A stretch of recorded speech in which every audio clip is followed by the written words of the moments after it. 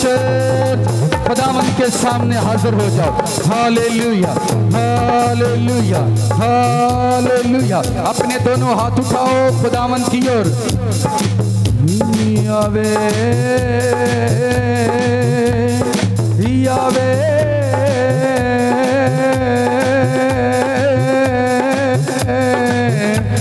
यावे यावे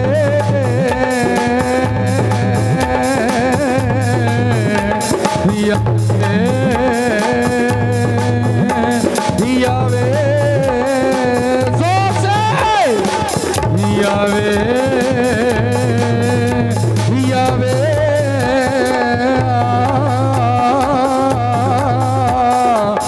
यावे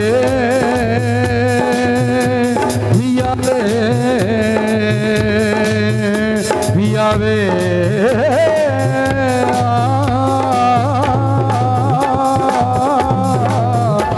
यावे यावे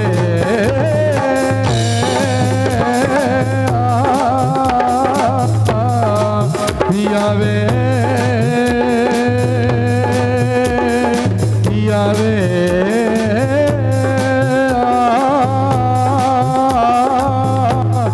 चर्च दिल से आवाज लगाओ। आपके बदन से बिजलियां होकर गुजरे इन जीसस ने। यावे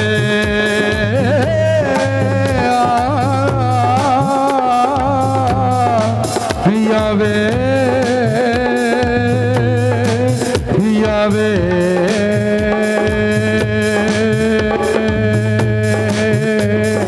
चल लैन दे लंगड़े तो अज यसू चल लैन दे, चल लैन दे लंगड़े तू अज यसू चल लैन दे, चल लैन दे लंगड़े तू अज यसू चल लैन दे।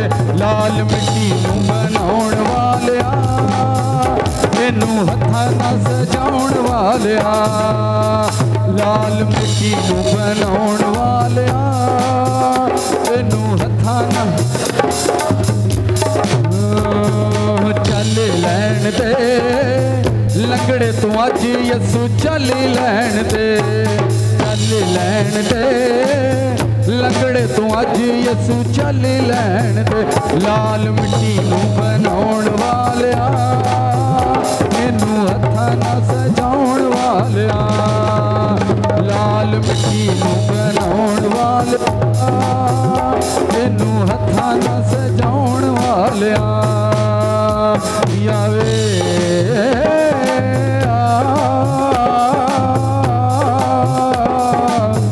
यावे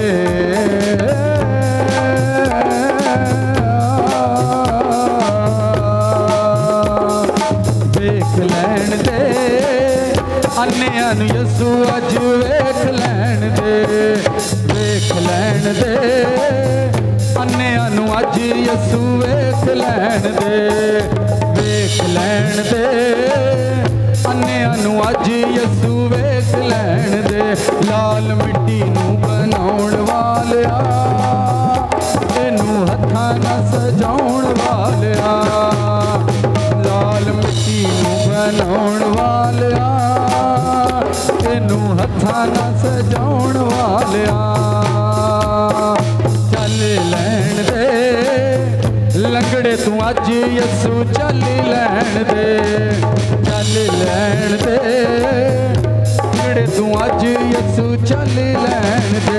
लाल मिट्टी नूं बनाउण वालिया इनू हत्थां नाल सजाउण वालिया, लाल मिट्टी नूं बनाउण वालिया इनू हत्थां नाल सजाउण वालिया।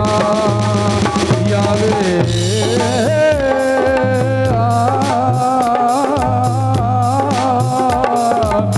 यावे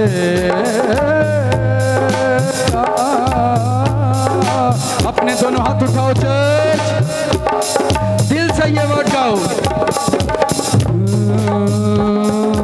जाग लैन दे मुर्दे भी अज यसू जाग लैन दे, जाग लैन दे मुर्दे मुर्दे भी अज यसू जाग लैन दे, जाग लैन दे, मुर्दे भी अज यसू जाग लैन दे, उठ लैन दे, मुर्दे भी अज यसू उठ लैन दे, उठ लैन दे, मुर्दे भी अज यसू उठ लैन दे। लाल मिट्टी नूं बनाउण वालिया, इनू हथां नाल सजाउण वालिया, लाल मिट्टी नूं बनाउण वालिया, इनू हथां नाल सजाउण वालिया। सज लैण दे अज मैनू माही नाल सज लैण दे, सज लैण दे अज मैनू माही नाल सज लैण दे।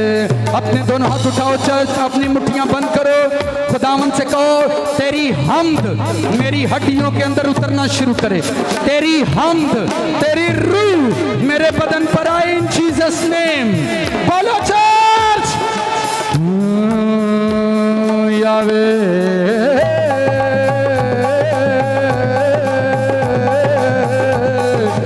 यावे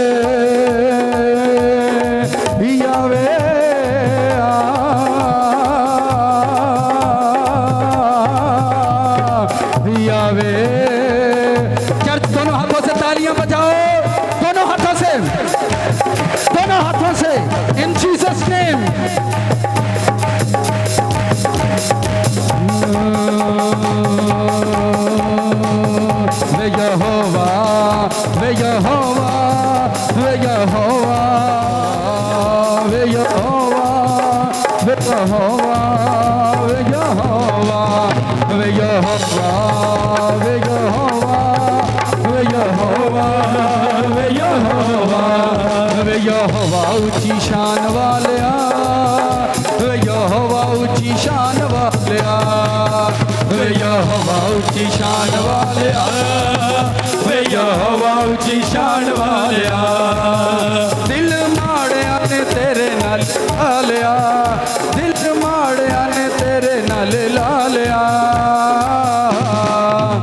वे यहोवा मिठी शान वालिया, वे यहोवा मिठी शान वालिया, वे यहोवा मिठी शान वालिया, वे यहोवा मिठी शान वालिया, वे यहोवा वे यहोवा वे यहोवा वे यहोवा वे यहोवा वे यहोवा वे यहोवा वे यहोवा। चर्च तालियां बजाएं, एक दूसरे के साथ गुड मॉर्निंग बोलें, एक दूसरे को गुड मॉर्निंग बोलें, गुड मॉर्निंग बोलें एक दूसरे को, मिले एक दूसरे से। आखिरी बस वर्ड गाना, फिर हम खुदा का कलाम सुनेंगे। हालेलुया, तालियां बजाओ चर्च। नच लैण दे अज मैनू नासरी ना, नच लैण दे, नच लैण दे अज मैनू नासरी ना, नच लैण दे, नच लैण दे अज मैनू नासरी ना, नच लैण दे, नच लैण दे अज मैनू नासरी ना, नच लैण दे, नच लैण दे अज मैनू नासरी ना, नच लैण दे, नच लैण दे अज मैनू नासरी ना, नच लैण दे। वे यहोवा वे यहोवा वे यहोवा वे यहोवा वे यहोवा वे यहोवा वे यहोवा वे यहोवा वे यहोवा वे यहोवा वे यहोवा वे यहोवा। अज नूर दे बदलावे वस जोर नाल, वस जोर नाल, वस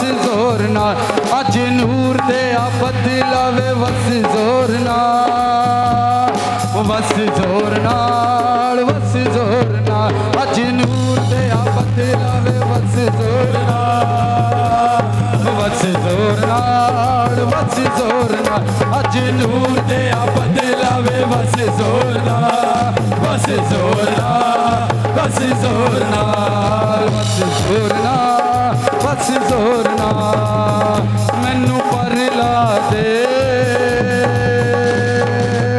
मैं ते उड़िया मैनू पर ला दे मैं ते उठिया मैनू पर ला दे मैं ते उठिया दो घड़ियां यसू कोल बैया दो घड़ियां यसू कोल बैया दो घड़ियां यसू कोल बैया। अपने दोनों हाथ उठाओ अपने दोनों हाथों को उठाओ अपने कानों के करीब ले जाओ और बोलो आज का कलाम मेरी जिंदगी में फल लेकर आए मैं आज के कलाम से फ्रूटफुल हो जाऊं इन जीसस नेम। आज का कलाम मेरा जोर बने इन जीसस नेम। वर्ड मेरी जिंदगी के अंदर फल लेकर आए इन जीसस नेम। बोलो बोलो मैं फ्रूट हो जाऊं आज के कलाम से।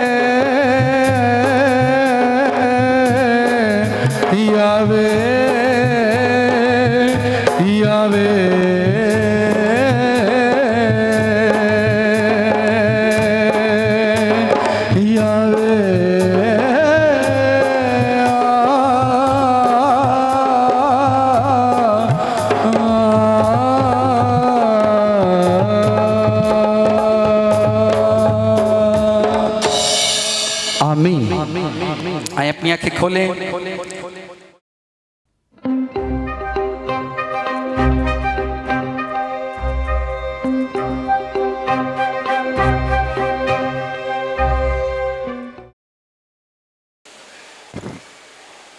आप जानते हैं कि हम सांपों पर बात कर रहे हैं और सांप एक ऐसा टॉपिक है, बहुत सारे लोग इस पर बिलीव कर भी रहे हैं और बहुत सारे नहीं भी कर रहे। बहुत सारे लोगों को इस पर यकीन है भी और बहुत सारे लोगों को नहीं भी। पर चूँकि हम बाइबल को पढ़ते हैं या मुझे इस टॉपिक या इस मजमून पर रिसर्च करते हुए तकरीबन 5 साल से ज़्यादा अरसा गुजर गया है। 5 सालों से ज़्यादा, 5 सालों से ज़्यादा अरसा गुजर गया मुझे इस पर काम करते हुए। 5 साल और 5 सालों की रिसर्च या 5 सालों की समझ के बाद मैं समझाने के लिए इस वैसे बहुत सारी बातें, बहुत सारे पैगामात ज़िंदगी के अंदर लोगों के साथ शेयर किए हैं, लोगों को खुदा का कलाम सुनाया है, लोगों के साथ शेयरिंग की है खुदा की। लेकिन ये एक वाहिद मजमून या एक वाहिद टॉपिक है बाइबल का जिस पर मुझे 5 साल हो गए काम करते हुए। और 5 सालों के बाद जाकर अब ये टाइम आया कि मैं बड़े वसूख के साथ बाइबली एतबार से इन बातों को शेयर करता हूँ, ठीक है? क्योंकि हमारा बहुत सारी चीज़ें हमारे कल्चर पर मैटर करती हैं या हमारे कल्चर ऐसे हैं कि जब हम चर्च से निकलते हैं तो बहुत सारे लोग खुदा के कलाम की बहुत सारी बातों पर आपको बिलीव नहीं करने देते। आप सुन भी लेते हैं पादरी से, पादरी साहब से आप सुन भी लेते हैं, आप कबूल कर भी लेते हैं, लेकिन बहुत सारे लोग जब आप बाहर जाते हैं तो दलीलों के साथ, बातों के साथ उन बातों को गलत साबित करने की कोशिश कर देते हैं। आज क्योंकि ये एक इनविजिबल पावर हैं जिन पर हम बात कर रहे हैं या हम बात करने की कोशिश कर रहे हैं। इनविजिबल से मुराद ऐसी कुव्वतों पर बात कर रहे हैं जो आपको नज़र ही नहीं आती, ऐसी चीज़ों पर हम बात कर रहे हैं जो हमको नज़र ही नहीं आती। और जब वो नज़र ही नहीं आती, हमें तो जो चीज़ें नज़र आती हैं उन पर हम यकीन नहीं करते। तो आप मुझे बताएं, जो चीज़ें हमें नज़र ही नहीं आ रही हम उन पर कैसे बिलीव कर सकते हैं? क्या कर सकते हैं?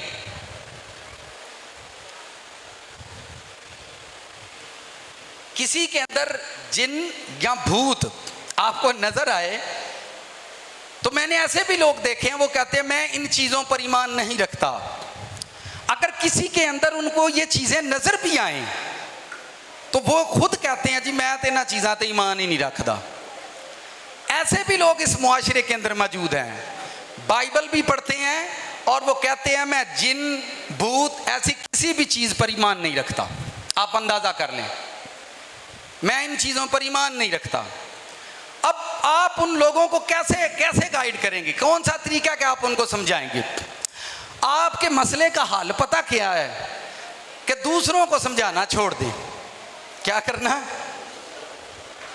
अपने आप को समझें, अपने आप को समझें, अपनी ज़ात पर काम करें, अपनी ज़ात पर काम करें, अपने आप को समझाएं।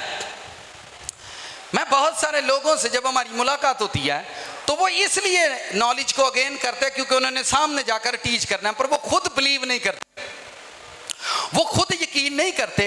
दूसरों को टीच करने के लिए वो नॉलेज को अगेन करते हैं, लेते हैं, ताकि हम वहाँ जाकर लोगों को टीच करें। ठीक है? और आज भी जो ये एक टॉपिक है, ये मजमून है, आप जो भी इसको समझें, मेरे साथ बाइबल मुकद्दस खोलें। बुजुर्ग पतरस ने जो खत लिखा है, बड़ी खूबसूरत आयत है, 3 बाब की 7वीं आयत।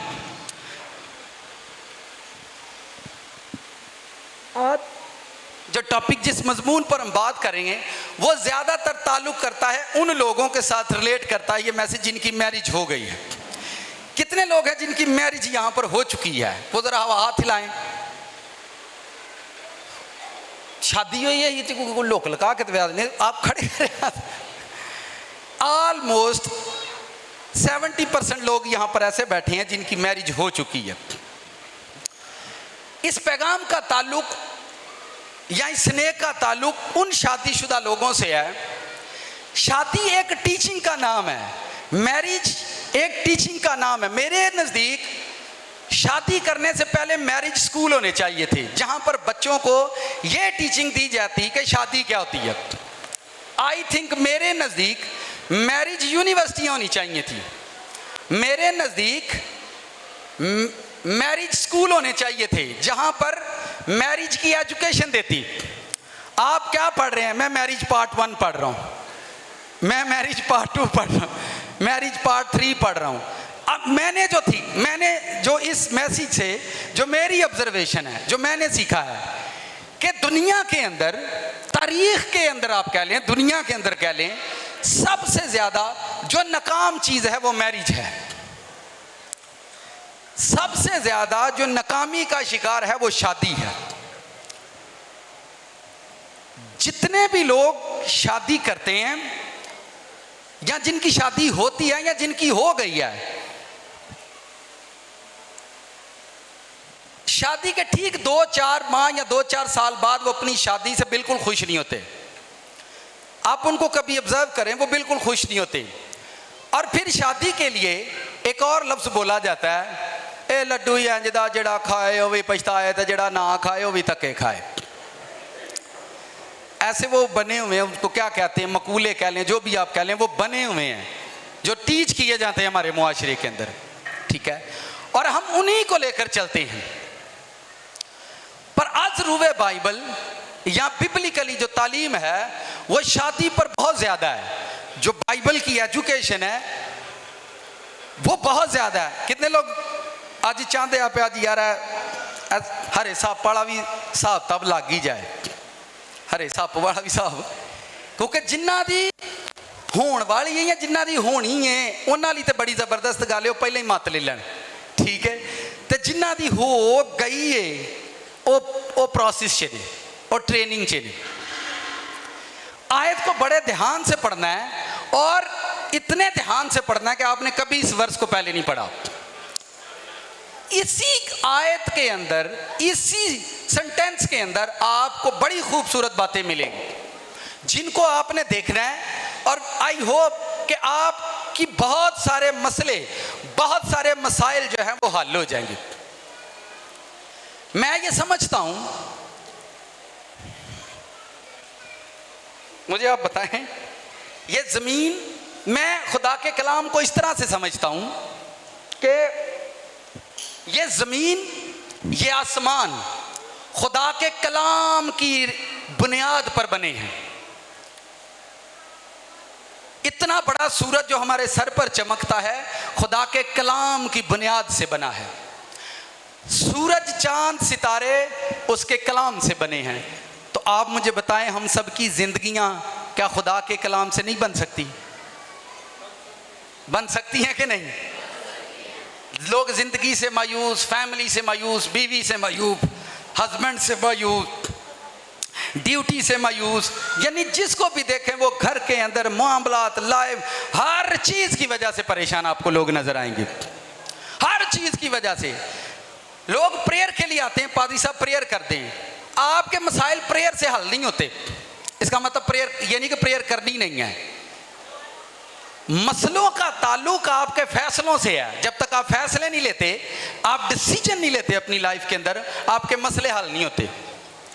हम लोग जो हैं वो डिसीजन मेकिंग पीपल नहीं है कि फैसला करें, डिसीजन लें। डिसीजन क्या होता है? मुझे चर्च जाना है, बस जाना ही जाना है। मेरे लिए भावें कोई जीवे तो भावें मरे, मैं जाना ही जाना। मैंने फास्टिंग करनी, ये डिसीजन उसने लिया है। मैंने रोज़ा रखना ही रखना है। मैंने प्रेयर करनी, ये फैसले हैं। मैंने यहाँ से अब निकल जाना है, मैंने अब रुखसत हो जाना है। वो डिसीजन लेते हैं अपनी लाइफ के अंदर कि मैंने ये काम करने हैं। लोग अनफ्रूटफुल क्यों है? आप कभी भी उनसे मिलना और उनकी बातें सुनना। अनफ्रूटफुल वही लोग होते हैं जो कभी फैसले नहीं लेते। उन्होंने 50 लोग रखे होते हैं जिनसे वो गाइडेंस लेते हैं। तू मैनू दस मैं की करा, तू मैनू दस मैं की करा। मैं उन्होंने भी पूछया ही, एक खादा दे खादम आए सन, मैं उन्होंने भी पूछया ही, मैं उन्होंने भी पूछया, हूँ मैं फुफो जी तुहानू भी पूछने, फिर मैं की करा। फिर उन्हें चाचू चाचू जी तुसी दसो मैं की करा। ऐसे लोग कभी भी फ्रूटफुल नहीं होते। जो 50 लोगों से सलाहकारी करते हैं और लेते हैं, लेकिन उनकी जिंदगियों में कभी भी सलाहकारी कामयाब नहीं होती। कभी भी सलाहकारी कामयाब नहीं होती। वजह यह है, रीजन ये है, उसकी वजह और रीजन ये होती है कि वो खुद ही मिस माइंड रहते हैं, मिस गाइड रहती हैं और कभी भी वो फ्रूटफुल नहीं होते। उन्होंने करन दे विचारियां नु तुहाडे यारे लगे, तुसीं मेरे हाल लगो। मैं ही नहीं गल सुना रहा, तुसीं उन्हां दे यारे लगे हो। ठीक है, वो कभी भी फ्रूटफुल नहीं होते। ये सारी जो आप देख रहे हैं यहाँ पर, ये सब आजमाइशें हैं। ये सब क्या है? ये सब आजमाइशें। कभी पखे बंद होंगे, कभी तार शार्ट होंगी है, कभी स्पीकर उड़ जाता, कभी कुछ होंगे। मैं आख्या तेरा जो दिल करता है ना तू चौधरी कर लै सही, एक दिन हाँ बादशाही सियालकोट च बना के छड्डनी है।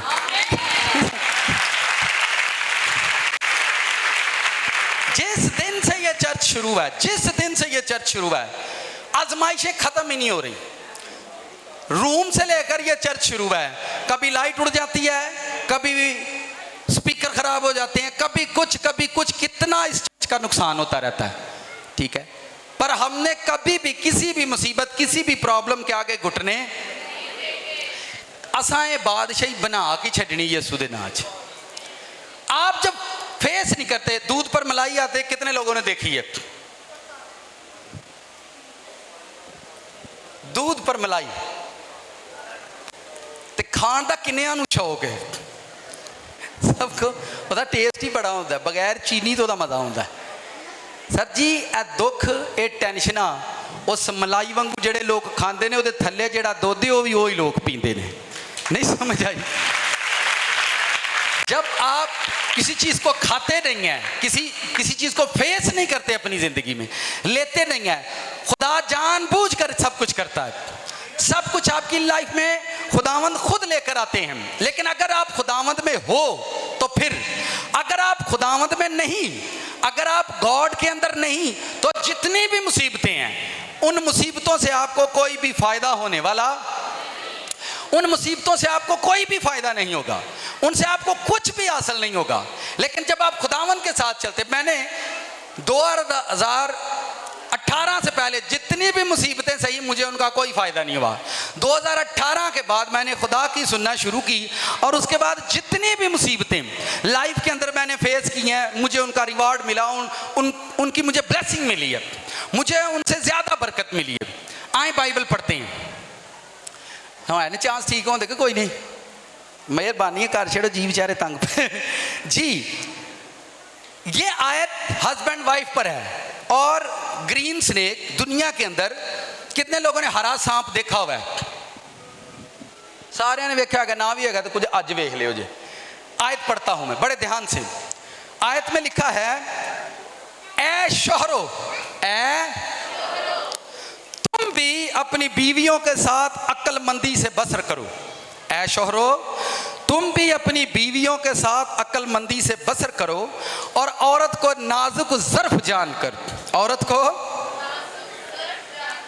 उसकी इज्जत करो, और यूं समझो हम दोनों जिंदगी की नेमत के वारिस हैं, ताकि तुम्हारी दुआएं रुक ना जाएं। तुम्हारी दुआएं रुक। बाइबल में खुदा हस्बैंड से कहता है कि ऐ शोहरो, अपनी बीवियों के साथ अक्लमंदी से बसर करो। किसके साथ? इसका मतलब यह है, मैं पहले इतल गल कर लगा फिर मैं इतला। इसका मतलब जहां खुदा मर्द को कहता है, यह बात जहन में रखें, इसका मतलब मर्द को अकल नहीं है।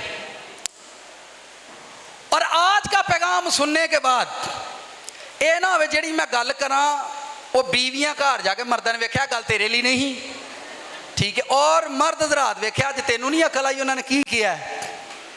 इन बातों से आपने गुरेज करना है, घर में जाकर आपने ऐसी बातें नहीं करनी।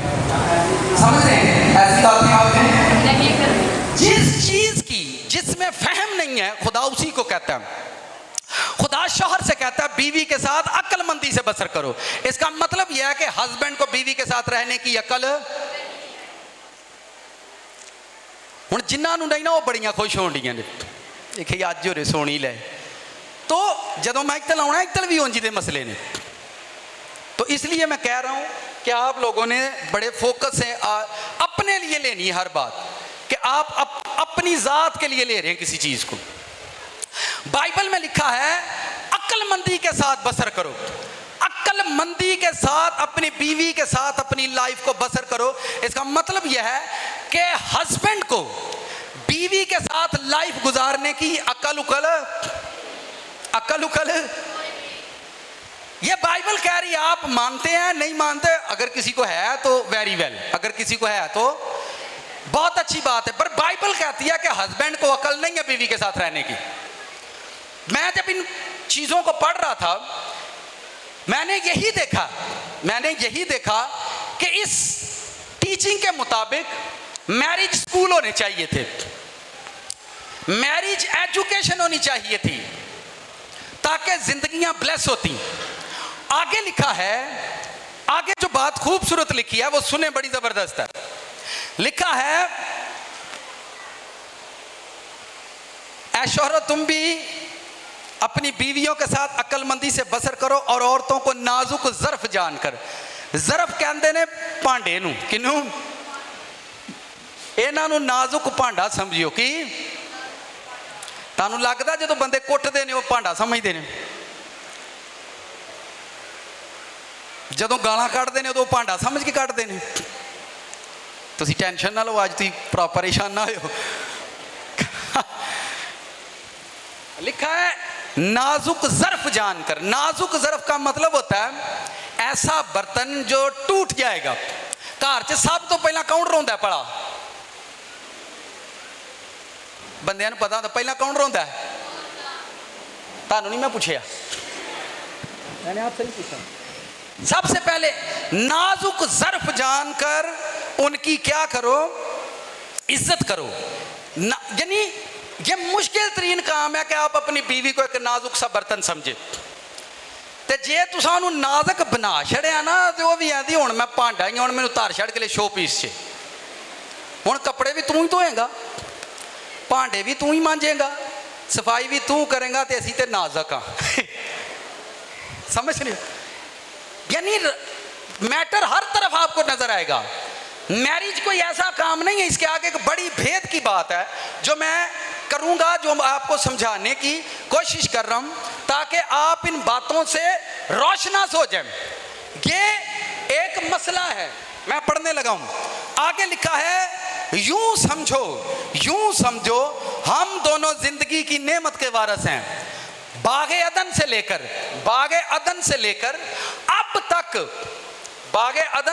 अब तक जो पाप बागे अदन के अंदर उन्होंने किया वो जिंदगी से खारिज हो चुके थे।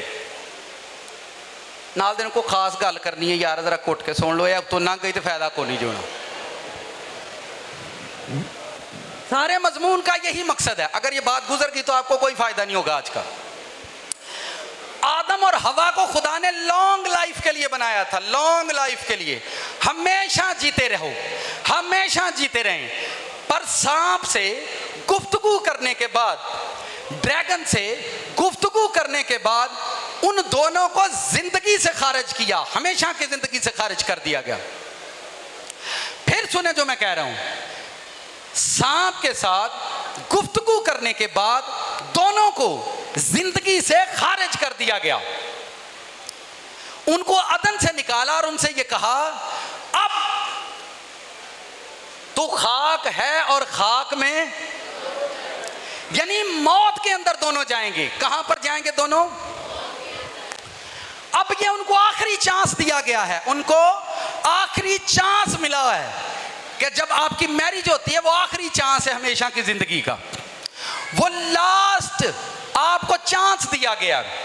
यूं समझो, फिर सुने, यूं समझो कि हम दोनों जिंदगी की नेमत के वारिस, आयत को फिर पढ़ें, जिंदगी की नेमत के वारिस दोनों हस्बैंड वाइफ जिंदगी से खारिज कर दिए गए हैं, जिंदगी से दोनों हस्बैंड वाइफ जिंदगी से निकल चुके हैं। अब फिर वो कहता है कि इन दोनों को एक मौका फिर दो, इनकी मैरिज करो, इनकी शादी करो। और शादी आखिरी चांस होता है हमेशा की जिंदगी का, आखिरी चांस होता है उनकी लाइफ के अंदर जब वो मैरिज करते हैं। यूं समझो कि हम दोनों जिंदगी की नेमत के वारिस होने के लिए बुलाए गए हैं। मैं फिर पढ़ता हूं, अब मैं आयत को बड़े ध्यान से पढ़ता हूं। ऐ शोहरो, तुम भी बीवियों के साथ अक्लमंदी से बसर करो और औरत को नाजुक ज़र्फ जानकर उसकी इज्जत करो। यूं समझो कि हम दोनों जिंदगी की नेमत के, यूं समझो कि हम दोनों औलाद पैदा करने के लिए बुलाए गए हैं। कहीं भी नहीं लिखा कि आपको औलाद पैदा करने के लिए खुदा ने जोड़ा। ध्यान से सुनो, क्योंकि ये हमारा कल्चर है, जिसकी औलाद नहीं उसको वो औरत नहीं समझते, जिसको खुदा ने बेबी नहीं दिया उसको वो मर्द नहीं समझते। ये हमारे अंदर वो पैदा गंदी हैबिट्स हैं, गंदी आदतें हैं, गंदी रूहें हैं, जिन्होंने हमारे कल्चर का बेड़ा गर्क कर दिया। जहां औलाद नहीं होती उसको ऐसा देखते हैं कि भाई मारी जान। मैं फिर समझा रहा हूं, फिर समझो। कोई भी आकर आयत को यहां पर पढ़े जिन्होंने सही, जिदी उर्दू सही है।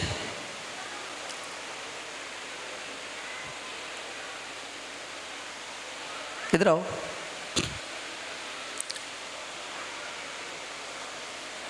इधर देखो, सब इधर देखें जरा, आप इधर आओ, ये माइक लो, आयत पढ़ के सुनाओ, सब सुनो जरा। ऐ शोहरो, तुम भी बीवियों के साथ अक्लमंदी से बसर करो और औरत को नाजुक ज़र्फ जानकर उसकी इज्जत करो। और यूं समझो कि हम दोनों जिंदगी की नेमत के वारिस हैं, ताकि तुम्हारी दुआएं रुक ना जाएं। आमीन। मैं यकीन पे दुआना, मैं कदे गलत ही ना पढ़ता वहाँ। यहाँ लिखा है, ध्यान से इधर देखें सब, हम दोनों जिंदगी की नेमत के वारिस होने के लिए बुलाए गए हैं। हम दोनों बच्चों के लिए नहीं बुलाए गए, हम दोनों घर बनाने के लिए नहीं बुलाए गए, हम दोनों रिश्तेदारों के लिए नहीं बुलाए गए, हम दोनों मापियां लिए नहीं बुलाए गए, हम दोनों किसके लिए बुलाए गए हैं? इसको जूम करो। हम दोनों सास सहुरे के लिए बुलाए गए हैं। हम दोनों दरानियां ते जिठानियां लिए बुलाए गए हैं।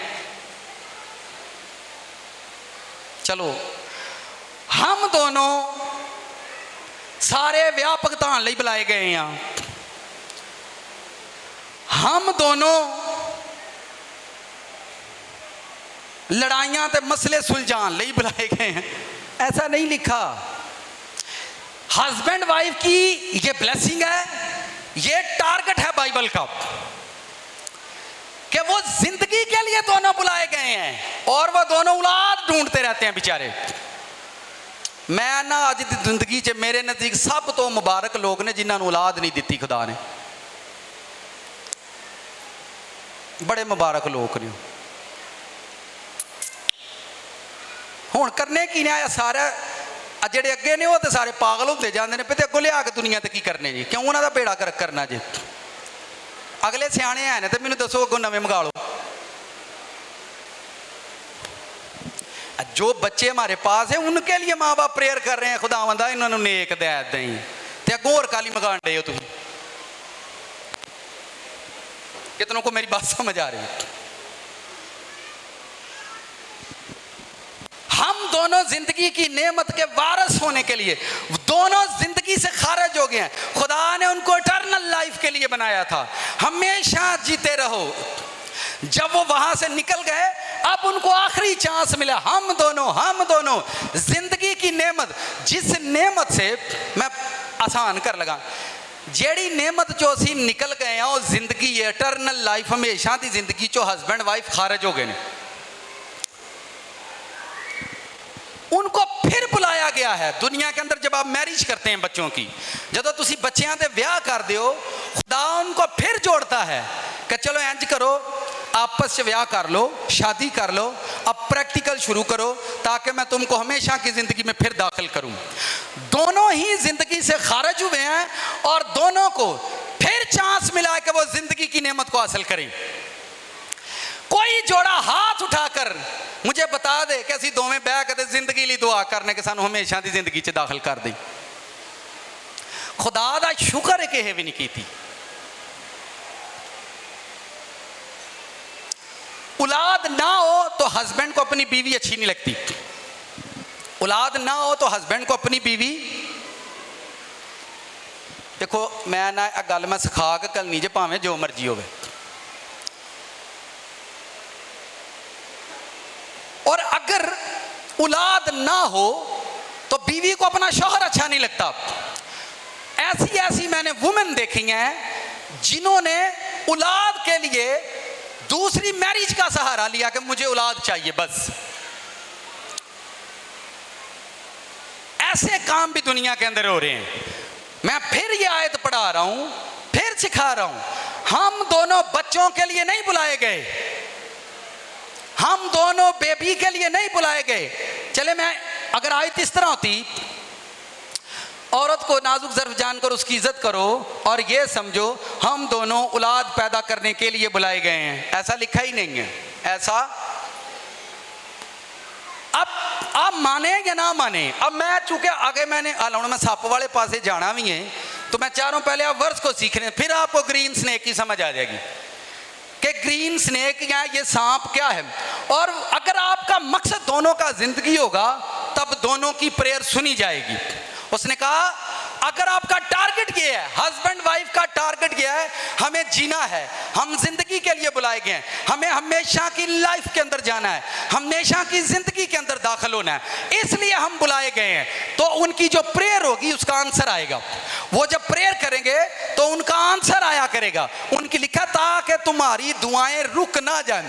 अगर आपकी मैरिज में, आपकी शादी में जिंदगी की नेमत नहीं है, तो हस्बैंड वाइफ की प्रेयर का जो आंसर होगा वो कभी भी नहीं आएगा। आएगा, लेकिन जो चीज खुदावंद आपको देना चाहते हैं, मैंने इस दुनिया में सबसे ज्यादा जो खूबसूरत रिश्ता पाया है वो मैरिज है। खुदा की मोहब्बत के बाद मैंने किसी रिश्ते को देखा है तो वो हस्बैंड वाइफ हैं इस दुनिया के अंदर।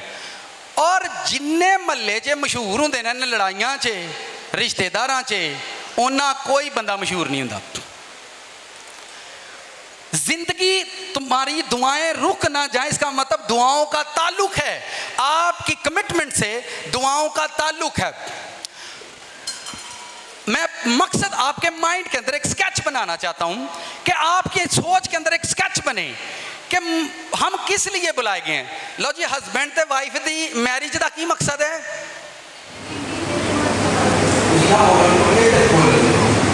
हस्बैंड ते वाइफ दी मैरिज का की मकसद है? जेड़ी नेमत चो उन्होंने बाहर कढ़े है ना, उस नेमत दे विच दोबारा दाखिल हो, उस नेमत को वो दोबारा हासिल करें, ये दोनों का पर्पज है। और हमारे इस मुआशरे में जिसमें हम जिंदा हैं, खुदा का शुक्र है, दोनों का ये मकसद नहीं होता। दोनों का ये मकसद, अगर मुंडे दे मापियां नाल लड़ाई होए तो कुड़ी मुंडे नूं चुकदी है तो पिछलियां नाल ला लैंदी है, जे पिछलियां नाल लड़ाई होए तो अगलियां नाल ला लैंदी है। पर हस्बैंड दे नाल, हस्बैंड दे नाल, पति दे नाल नहीं लानी, या पिछलियां ना ला के रखनी है तो या अगलियां ना ला के रखनी है, पति ना नहीं ला के रखनी।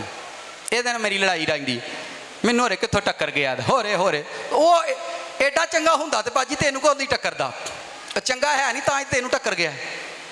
किनू मैनू गल दी समझ आ। हुण जरा सांप लेकर आओ यार, जरा इधर देखें जरा, ये ग्रीन स्नेक कैसे है, इसकी सीटिंग देखें। जहां भी इसको देखोगे, ध्यान से सब पिक्चर को देखो, जहां भी इसकी सिटिंग देखोगे ये इसी तरह से बैठता है। इसकी सिर्फ है बैठने का, इसका ये अंदाज है, इसका ये अंदाज है, ये जहां भी बैठता है इसी तरह से बैठता है। चाइना की मेथोडोलॉजी के अंदर 1993 के अंदर 1993 के अंदर एक बंदे ने चाइना के नावल लिखा इस पर, ग्रीन सांप पर। उसने ये लिखा कि ये एक ऐसा सांप है जो हस्बैंड वाइफ की मैरिज को खराब करने में भरपूर किरदार अदा करता है। मुझे नावल पर यकीन नहीं है, मुझे बाइबल पर यकीन है, पर मैं आपको दुनिया के तस्वरात की बात बता रहा हूं। ग्रीन ड्रैगन के मुख्तलिफ मीनिंग्स है, मुख्तलिफ मीनिंग्स है। उसने कहा यह सच्ची कहानी है, ठीक है, वापस लेकर आओ, मुझ पर ही वो यकीन करते हैं। अब उसने अपनी बुक के अंदर यह लिखा कि जो ग्रीन सांप है, ये दुनिया के अंदर जितनी भी मैरिज होती है, जितनी भी शादियां होती हैं, वो किसी भी कौम के हो, आप कभी भी एक्सपीरियंस करो, मैरिज के जो प्रॉब्लम है, जो शादी के झगड़े हैं, वो सब कौमों के अंदर सेम है। वो कोई भी कौम इस जमीन पर हो, मैरिज के जो झगड़े हैं, जो शादी के मसाइल है, पादरियों के, चर्च के, कलीसिया के, इवन जितनी भी कौमें जमीन पर हैं, मैरिज के झगड़े सब के सेम हैं। सबकी शादियों का ये झगड़ा है। बीवी हस्बैंड से लड़ती है, हस्बैंड बीवी से लड़ता है, बरकत को नहीं, वो छुप छुप कर काम उससे करती है, वो सेम झगड़े हैं, सेम उनकी पोजीशन है। ये फिजिकली सांप है। और जो रूह के अंदर स्नेक होते हैं, जो स्पिरिट स्नेक्स होते हैं, उनके अंदर ये जो ग्रीन स्नेक है, मैंने पिछले मैसेज में बताया था कि दुनिया के अंदर, बड़े ध्यान से सुनो, 3000 से ज्यादा सांप हैं और 3000 से ज्यादा बुरी आदतें इंसान के अंदर हैं, और ये सारी रूहें हैं। और जब ये किसी की जिंदगी में काम करते हैं तो ये मिलियंस की तादाद में होते हैं, लाखों की तादाद में होते हैं। और मैं बताना ये चाहता हूं, इसकी जो सिटिंग का अंदाज है, और भी पिक्चरें लेकर आओ, आप जहां भी इसको देखोगे, इसके बैठने का ये अंदाज है इस ग्रीन स्नेक का। जितने भी स्नेक हैं वो इस तरह नहीं बैठते। और इसका जो कलर आपको ग्रीन बता रहा हूं, नाल दे हिलाओ उनको, ध्यान ना सुन, ध्यान ना, निकल जानियां नहीं गल्लां। इसके जो बैठने का एंगल है, जिस तरह ये बैठता है, ये ज़्यादातर घास में ग्रीन जगहों पर नज़र आएगा। ये ग्रीनरी में होता है। बागे अदन ग्रीन गार्डन था, बागे अदन ग्रीन गार्डन था जो खुदा ने बनाया था। आज आपको कहां जाकर सुकून मिलता है? जो नवा नवा ब्याह है तो की आते ने कितने चलीए, गार्डन च धक्के खान जाते हैं। असी ना जाना मरी फिरन, तो मरी च की किकर वेखण के, टालियां बर्फ वेखण गई है, वो ऐसे गार्डन के अंदर दोनों जाते हैं। ये शादी के साथ गार्डन क्यों जोड़ा गया मैरिज के साथ? मैरिज के फौरन बाद हम हनीमून पर स्विट्जरलैंड इंग्लैंड वो गार्डन, फिर हस्बैंड वाइफ दोनों नवे नवे जो होंगे ने, फिर वो कल्ले होंगे ने, फिर वो पार्कों से जान गए, फिर उत्ते बह के वो शुआर आइसक्रीम, ये उनके सेंस के अंदर कैसे आती है चीज़? और उतों ही किसी गार्डन के विचों है सप जिहड़ा ना उन्होंने चंबड़ जाता है, जिहड़े गार्डनां चों फिरन जाते हैं। हुण क्यों लै, हाँ भाई उन्हें तो यह गल की, लै हुण बंदा पार्क भी ना जाए करे, तो चलो जी तुहानूं खुशी मिलती है तो भाई रोज़ जाया करो, मेरे लोग की।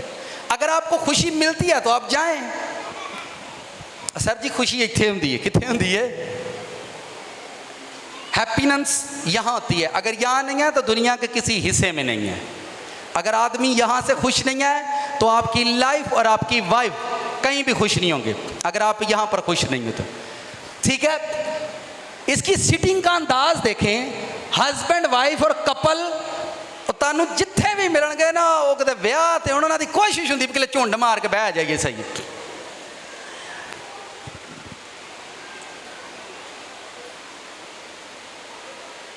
देखिए, ये मैं ऑनलाइन सुना रहा हूँ, ये रिकॉर्डिंग होगी और दुनिया में कोई भी बंदा इस मैसेज को सुने वो मुझ पर उंगली उठा सकता है, यार तू कितने पैसे रहना, पर मैं पूरे वसूख के साथ ये बात कर रहा हूँ। इसका कलर ग्रीन है और ग्रीन गार्डन बागे अदन सारा ग्रीन था। और ग्रीन रंग जो है, ग्रीन कलर जो है वो लाइफ, जिंदगी की अलामत है। अगर आपको पता हो, आप जितनी, मैं शॉर्ट बता रहा हूं, जितने भी आप वेजिटेरियंस हैं, वेजिटेबल खाते हैं, जितना भी आप फ्रूट खाते हैं, वो ग्रीन दरख्तों पर लगता है। पत्तरां दे रंग की हुंदे ने भला? मरचां हरियां ने, मूलियां चिट्टियां ने, ते ओहदे उत्ते जेहड़े पत्तर हुंदे ने, वो किहड़े रंग दे हुंदे ने? गाजरां लाल हुंदियां ने, ते उत्ते जेहड़े पत्तर ने, गोंगलू चिट्टे भी हुंदे ने ते पर्पल भी हुंदे ने, लेकिन उत्ते उन्हां दे पत्तर जेहड़े ने, दुनिया की कोई भी सब्जी चेक कर लो, ओहदे जेहड़े उत्ते उतला हिस्सा होगा ग्रीन हुंदा है। आलूआं चों सब्जियां चो तुसी जिंदगी लेंदे जे, तो इनू जिंदगी, मैं फिर बता रहा हूँ, मैं थोड़े से इसके ग्रीन रंग पर कि इसका ग्रीन कलर क्यों है, ताकि आपकी सोच ज़रा ममूर हो जाए। अभी मुझे नीचे आना है, फिर और आसान हो जाएगा आपके लिए समझना। ये घास के अंदर, गार्डन के अंदर रहते हैं और ये नज़र नहीं आते, और ये बैठते इस तरह से हैं। और दूसरी बात, ये किसी को डसता भी नहीं है, ये किसी को काटता भी नहीं है। इन्हें जिन्होंने कटना होंदा है उन्होंने कटता नहीं, बल्कि कट्ठियां रखदा उन्होंने। और मैरिज हो या ना हो, हस्बैंड वाइफ जिनकी मैरिज हो जाए वो भी इकट्ठे होने के लिए कोशिश करते हैं। हम किसी पार्क में इकट्ठे मिल ले, खुलियां खुलियां गल्लां जरा गल सान, भावें किसी पार्क च मिलिए, भावें किसी रेस्टोरेंट च मिलिए, मिल लइए, वो यही होता है सारा। पुराने जमाने दे विच हस्बैंड वाइफ मिलते हैं एक दूजे नूं, किड्डे सोहणे विआह होए ने, 7-7 8-8 धीआं पुत्तर ने, हाला भी मापियां दा प्यार याद आउंदा। हुण तां एक बेबी नहीं होया तो पूरा कपत्त महल्ला सुणदा है। किन्नियां नूं समझ आ रही है? सर पूरे महल्ले नूं पता हुंदा हस्बैंड वाइफ लड़दे ने।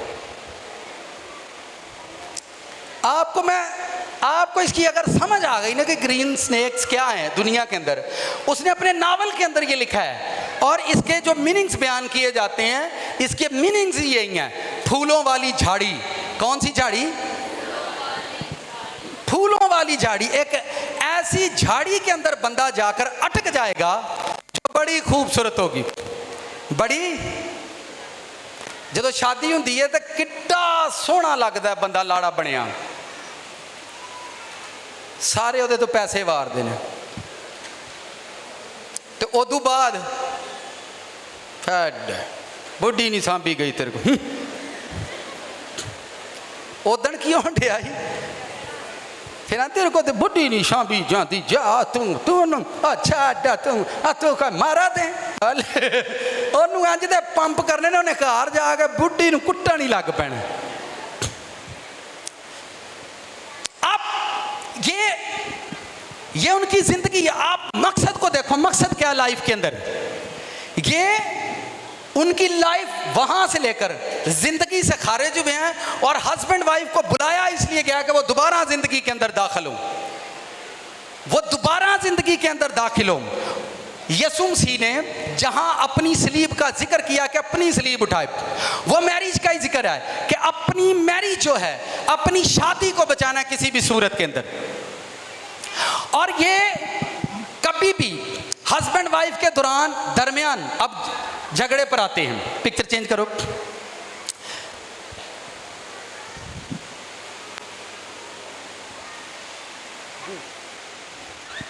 बच्चे उनका तमाशा देखते हैं, उनका तमाशा देखते हैं जब वो लड़ रहे होते हैं।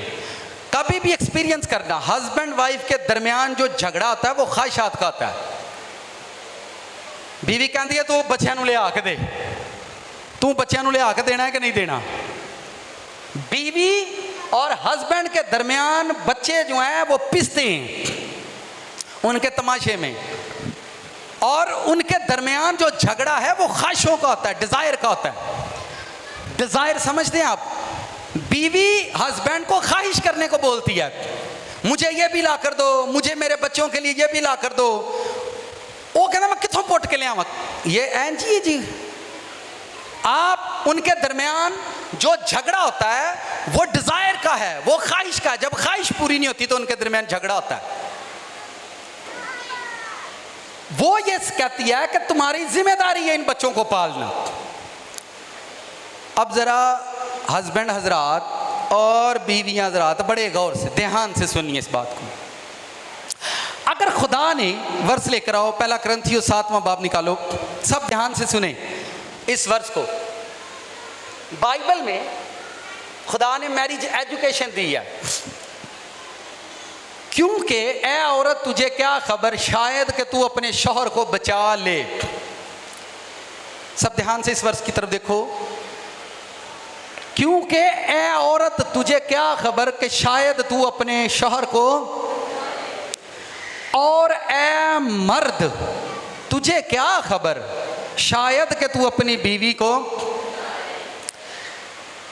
मैं फिर दसन लगा, मर्द एक दूसरे के हाथ पकड़े, बहनें बहनों के हाथ पकड़ो, एक दूसरे हाथ घोट के रखना है।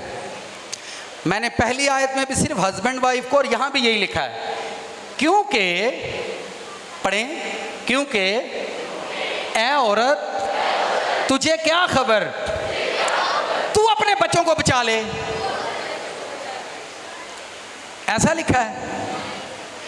ए औरत, क्योंकि पहले ये औरतों वाली है, नीचे मर्दों वाली आपने पढ़नी है। क्योंकि ए औरत तुझे क्या खबर शायद कि तू अपने बच्चों को बचा ले, शायद कि तू अपनी सस नूं बचा ले, शायद कि तू पेकियां नूं बचा ले। बड़े पढ़े लिखा है ऐसा, शायद कि तू पेके बचा ले, शायद चाचू बचा ले, दादू नानू। हस्बैंड के लिए लिखा है कि तू हस्बैंड बचाना है। किनू बचाना है? मुबारक को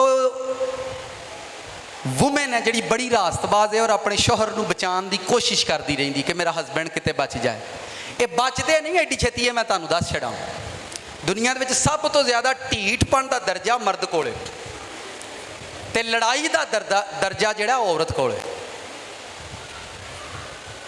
दोवें गल्लां मैं करी उन्हें ना इज्जत दी रवे ते ना। फिर मैं देखेंगे एक एजुकेशन है बाइबल की। अगर आप बाइबल को फॉलो करते हैं तो मैरिज कभी खराब हो ही नहीं सकती, मैरिज कभी खराब हो ही नहीं सकती लाइफ में। ए औरत तुझे क्या खबर कि शायद तू अपने शौहर को बचाए। यहां बच्चों का भी जिक्र नहीं कि औरत अपने बच्चों को बचाए, लेकिन मैंने देखा वुमेन जो है वो हस्बैंड को ठुट मार कर घर से निकाल दी, पर कहती बच्चे मेरे नाल ही रहने नहीं। और आप खुदा का शुक्र मनाएं कि दोनों ही जहन्नम में मिलेंगे, बच्चे आगे चले जाएंगे और हस्बैंड वाइफ दोनों जहन्नम में मिलेंगे। खुदा ने आपको बच्चे बचाने की जॉब नहीं दी कि आपको अपने बच्चे बचाने हैं।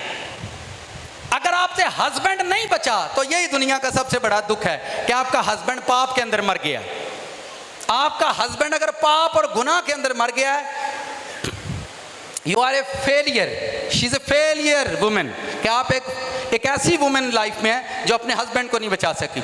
आपकी प्रेयर, आपकी फास्टिंग एक दिन उसके अंदर खुदा की रूह को डाले, आपको चेंज करना है उसे। जितना अड़ियल हस्बैंड आपको मिला है, आप उतनी रास्तबाज औरत हैं। जिन्ना ढीठ पति खुदा ने तानू दिता है, तुसी ओडे वड्डे ईमान वाले हो।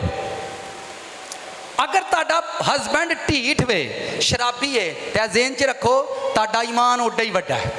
इसलिए तानू ढीठ हस्बैंड दिता है कि दलेर औरत है और हिम्मत नहीं छड़ेगी दुआ करन तो।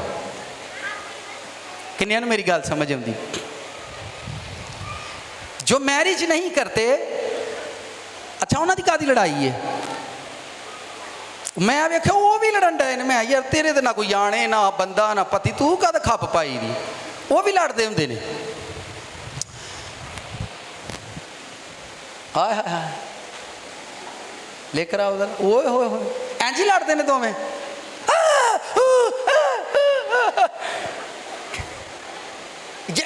आपकी जो रूह है वो इसको ऑब्जर्व करे, इन चीजों को वापस लेकर आओ वर्ष को। हस्बैंड की जिम्मेदारी।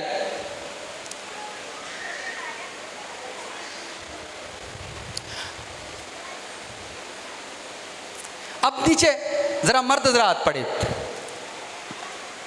ए मर्द बोले, मर्दो भाइयों देखो बुआ ना बंद कर छड़िया, हाल सारा बंद है, ठीक है। इतने सिर्फ असी हाँ तो साडा रब है। आमीन। इधर सुने, ए मर्द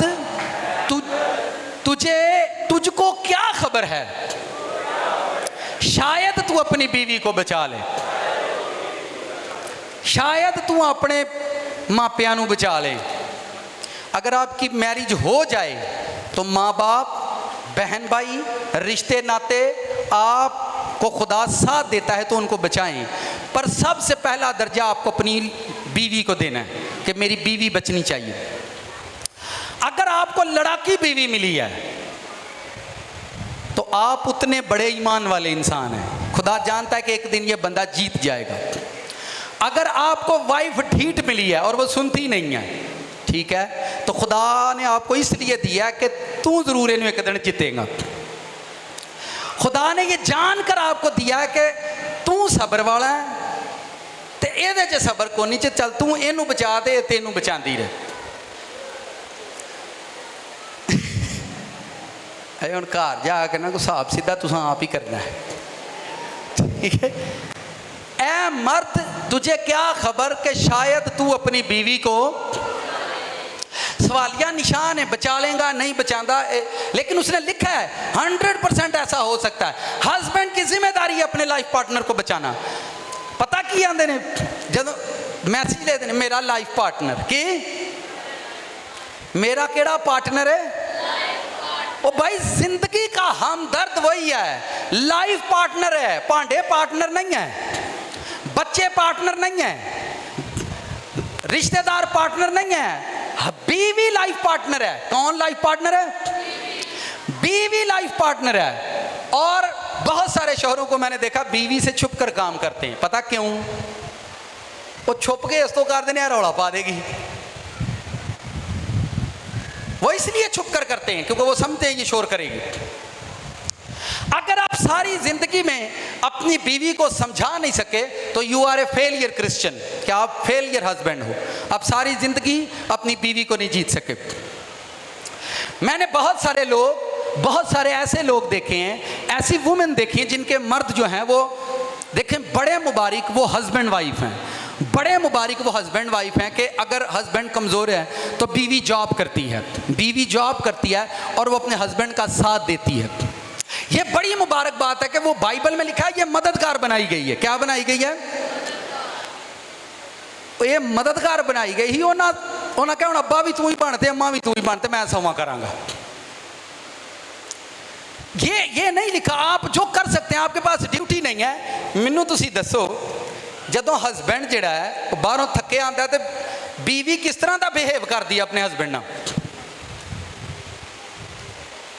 उन्होंने पानी दे, उहदे लई रोटी बना। तो जे बीवी जॉब ते गई है तो हस्बैंड नूं रोटी बनाने च की मसला है? हस्बैंड को खाना बनाने में क्या प्रॉब्लम है? नहीं बनाएगा वो, क्योंकि हमारे कल्चर ने हमको एजुकेशन दी है, तू नहीं रोटी पकानी। बेगम काली की थी। हमारा मकसद बीवी करना रोटियां पकाना है, हमारा मकसद बीवी करना घर का झाड़ू पोंछ करना है। अगर हस्बैंड घर से बाहर काम करता है तो बीवी की रिस्पॉन्सिबिलिटी है वो सारे घर को मेंटेन करे, और अगर बीवी जॉब करती है तो हस्बैंड की रिस्पॉन्सिबिलिटी है कि वो सारे घर को मेंटेन कर सकता है। कि खुदा ने तुम्हें जॉब दी है, चलो मैं ये कर लेता हूँ। उन दोनों का पर्पस और मकसद एक ही होना चाहिए, हमें एक दूसरे को बचाना है, हमें एक दूसरे को बचाना है। फिर मैं ऐसे भी लोग देखता हूँ, ऐसे भी लोग देखता हूँ जो ज़मीन पर बच्चों की खातिर पाप करते हैं। वर्ष निकालो, लूका की इंजील निकालो। अब बड़े ध्यान से साथ वाले से कहें, खतरनाक बात होने वाली है। लूका की इंजील बाब नंबर 16 आयत नंबर 20। इस हवाले को शॉर्ट लिखा है, आपने ये सुना हुआ है। मेरी बहुत सारे लोगों से मुलाकात होती है, और जब वो बहुत सारी औरतों ने अपना जिस्म बेचना शुरू कर दिया है कि मैंने अपने बच्चों के लिए अपने बदन को बेचा है, मैंने अपने बच्चों के लिए, मेरे बच्चे मांगते हैं तो मैंने अपने बदन को बेचा और मिस यूज़ होने दिया ताकि मैं अपने बच्चों के लिए रोटी ले सकूं। मैं अपने बच्चों के लिए, मेरे बच्चे मांगते हैं तो मैंने पादरी साहब इस वजह से ये सारा कुछ किया।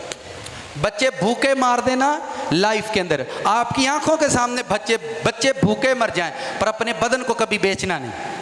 इधर देखो सब, लाजर का बाइबल में जिक्र है, और लाजर नाम एक गरीब नासूरों से भरा हुआ उसके दरवाजे पर डाला गया। ये बादशाह का जिक्र है। ये वाकया अक्सर औकात दोहराया जाता है उस टाइम जब कोई मर्ग होती है, जब मर्ग होती है तो गरीब लाजर का वाकया दोहराया जाता है। बाइबल कहती है, ध्यान से सुनो, बाइबल कहती है कि ये गरीब लाजर जिसके नासूर कुत्ते चाटते थे, ये आदमी बादशाह के गेट पर डाला गया और लोग टुकड़े उठाते।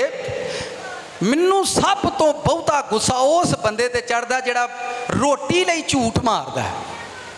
रोटी के लिए जो बंदा झूठ बोलता है, अपने बच्चों की ख्वाहिश को पूरा करने के लिए झूठ बोलता है। अपने बच्चों को मार लेना पर अपने आप को कभी मत मरने देना।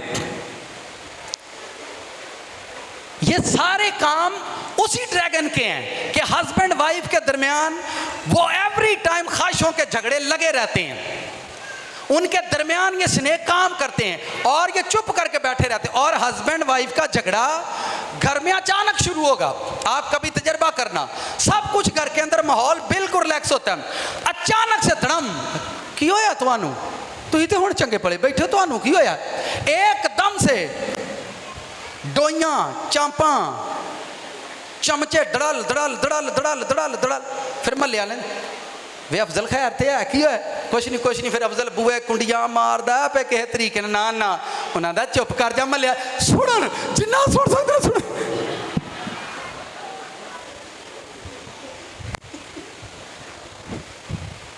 इंज ही हुंदा है।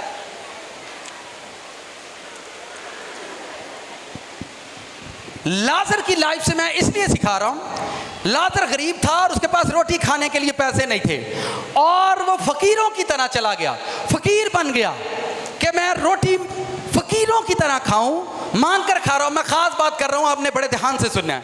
क्रिश्चियंस के अंदर घुमंड जो भरा गया वो सुने, जो तकब्बर क्रिश्चियन के अंदर भर दिया गया है, जो जुल्म भरा गया है, मैं उसकी बात कर रहा हूं।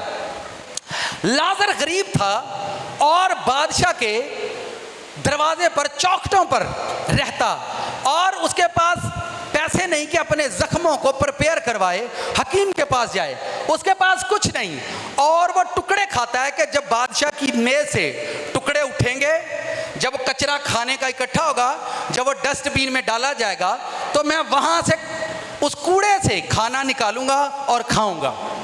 बाइबल कहती है जब ये बंदा मरा तो बाप इब्राहिम की गोद में था, क्योंकि इसने रोटी के लिए पाप ने किया, मांग कर रोटी खा लिया। और क्रिश्चियन पता की दसिया है, हुण सुनियो भाई, क्रिश्चियन भुखा मर जाता है, पर कदी इन्हां नूं रोड ते असां मंगदे नहीं वेखिया, कदी ये दसिया ने ब्याजी पैसा कौन चुकदे ने?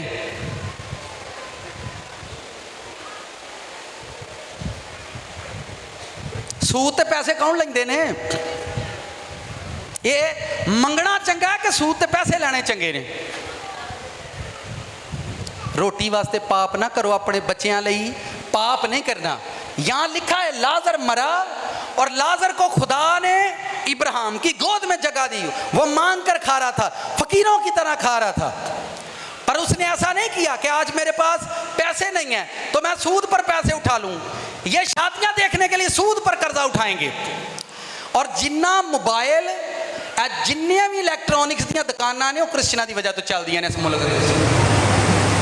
झगड़ा है, हमारे घर में एसी होना चाहिए, किश्तां ते लै। हमारे घर के अंदर सेल फोन होना चाहिए, किश्तां ते। मैं अपनी टेस्टमनी के साथ, मेरे 2008 में मेरे वालिद साहब की डेथ हुई, मेरे बहन भाई भी सुन रहे हैं। रोटी के अलावा मैंने अपने घर में किसी चीज का कभी कर्ज नहीं चढ़ने दिया। जब भी हम पर कर्ज होता, दुकान का कर्ज हुआ करता था, हम सिर्फ दुकान के कर्जदार थे जहां से हम राशन लेकर खाते थे। कभी ख्वाहिश, ये जो ग्रीन ड्रैगन है, लेकर आओ इसको, ये हस्बैंड वाइफ के दरमियान ख्वाहिशों को पैदा करेगा, और फिर वो उनके बच्चे जब सेल फोन मांगेंगे, लै सारियां दे बच्चियां कोल फोन है, हुण साडे बच्चे कोल ते फोन ही कोई नहीं हुंदा, सोनू दे पापा इहनूं चुक के दिओ। पापा ने जो किश्तां वाले चुक के लाई जांदे, फिर मामा दुआ करदी, खुदावंद तू ही हमारा मददगार है। नाल दिन को अज बहुत शर्म पे आउंदी।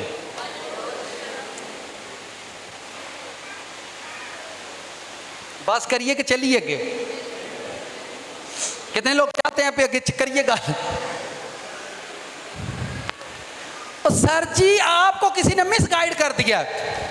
ये तकब्बर है कि सूद पर कर्ज उठा लेना, चीजें लेकर बेच लेना और जाकर रिश्तेदारों के सामने अपनी इज्जत बचा लेना, और जब वो सूद वाले आकर इज्जत मोहल्ले में उतारते हैं, उस वक्त लोग देखने वाले होते हैं। आपको ये किसने, ये सारी हरकतें इसी कुव्वत की हैं कि हस्बैंड वाइफ जो हैं वो जिंदगी की नेमत से भाग जाएं और वो लानत का शिकार हो जाएं और वो मर जाएं, वो जहन्नम से निकले ही ना, वो जहन्नम के अंदर ही रह जाएं। यही उनका मंसूबा है, क्योंकि ख्वाहिशात जो हैं वो उनके दरमियान बढ़ती रहती हैं। ख्वाहिशात उनकी क्या होती हैं? बढ़ती रहती हैं, और ख्वाहिशात की वजह से उनके दरमियान झगड़ा रहता है। और जिस्म के अंदर हम इन बातों को शायद सोचते हैं या नहीं। मैं पिछले संडे सिखा रहा था कि आदमी के अंदर 3 तरह से तकब्बर होता है। कितनी तरह से? साथ वाले से को खास बात सुनो। पहला तकब्बर वो होता है कि आदमी की जुबान से नजर आता है। भरावा जो कुछ किया अपने सिर ते किया, आज तक जो भी किया असी नहीं किसी को डर देते ना। कुछ लोग ऐसे होते हैं जिनकी जुबान से आपको तकब्बर नजर आएगा। कुछ लोग जुबान से बड़े मीठे होते हैं, उनके फेस एक्सप्रेशन में तकब्बर होता है। जब वो बोलते हैं तो उनकी जो फेस लैंग्वेज होती है उसके अंदर तकब्बर होता है। जब वो बोल उनका जो फेस होता है, फेस पर्सनैलिटी के अंदर घुमंड होता है, फेस पोजीशन के अंदर घुमंड होता है। वो सही बोलेगा, वो बात भी सही करेगा, पर ਉਹਦੇ चेहरे का अंदाज इंजदा होता है, वो सही गल भी करेगा तो लोग गलत करन ने। गल तो ठीक की ही, पर मुंह पता नहीं ढिंगा, ये तो शक्लों ही लगता कि कुछ लोगों के फेस पर्सनैलिटी के अंदर घमंड होता है। कुछ लोगों को कभी ऑब्जर्व करो, उनका फेस भी बड़ा अच्छा होता है, बातें भी बड़ी अच्छी हैं, लेकिन उनकी बॉडी लैंग्वेज के अंदर घमंड होता है। किसके अंदर? ਇਹ ਜਿਹੜਾ ਤੁਸੀਂ वेट लिफ्टिंग वेंदे हो, ये सब स्नेक्स डिजीज हैं, ख्वाहिशें हैं, बीमारियां हैं। जब आदमी की बॉडी बन जाती है तो किसके अंदर घमंड आता है? बॉडी के अंदर। यार तो टोरी समझ आ रही मेरी? कुछ लोगों की जो बॉडी लैंग्वेज है उसके अंदर तकब्बर होता है। सिगरेट ना लाई होगी,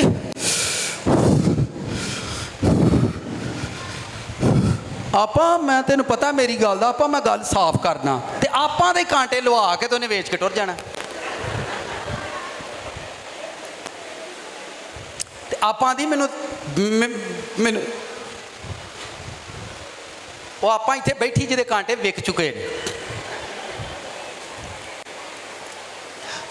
आपको समझ नहीं आ रही जो मैं समझा रहा हूँ? ये कुछ लोगों की बॉडी लैंग्वेज को आप पढ़ लें। मैंने खिदमत गुजार लोग देखे हैं, इतना ज़बरदस्त मैसेज देते हैं, लेकिन जब वो चलते हैं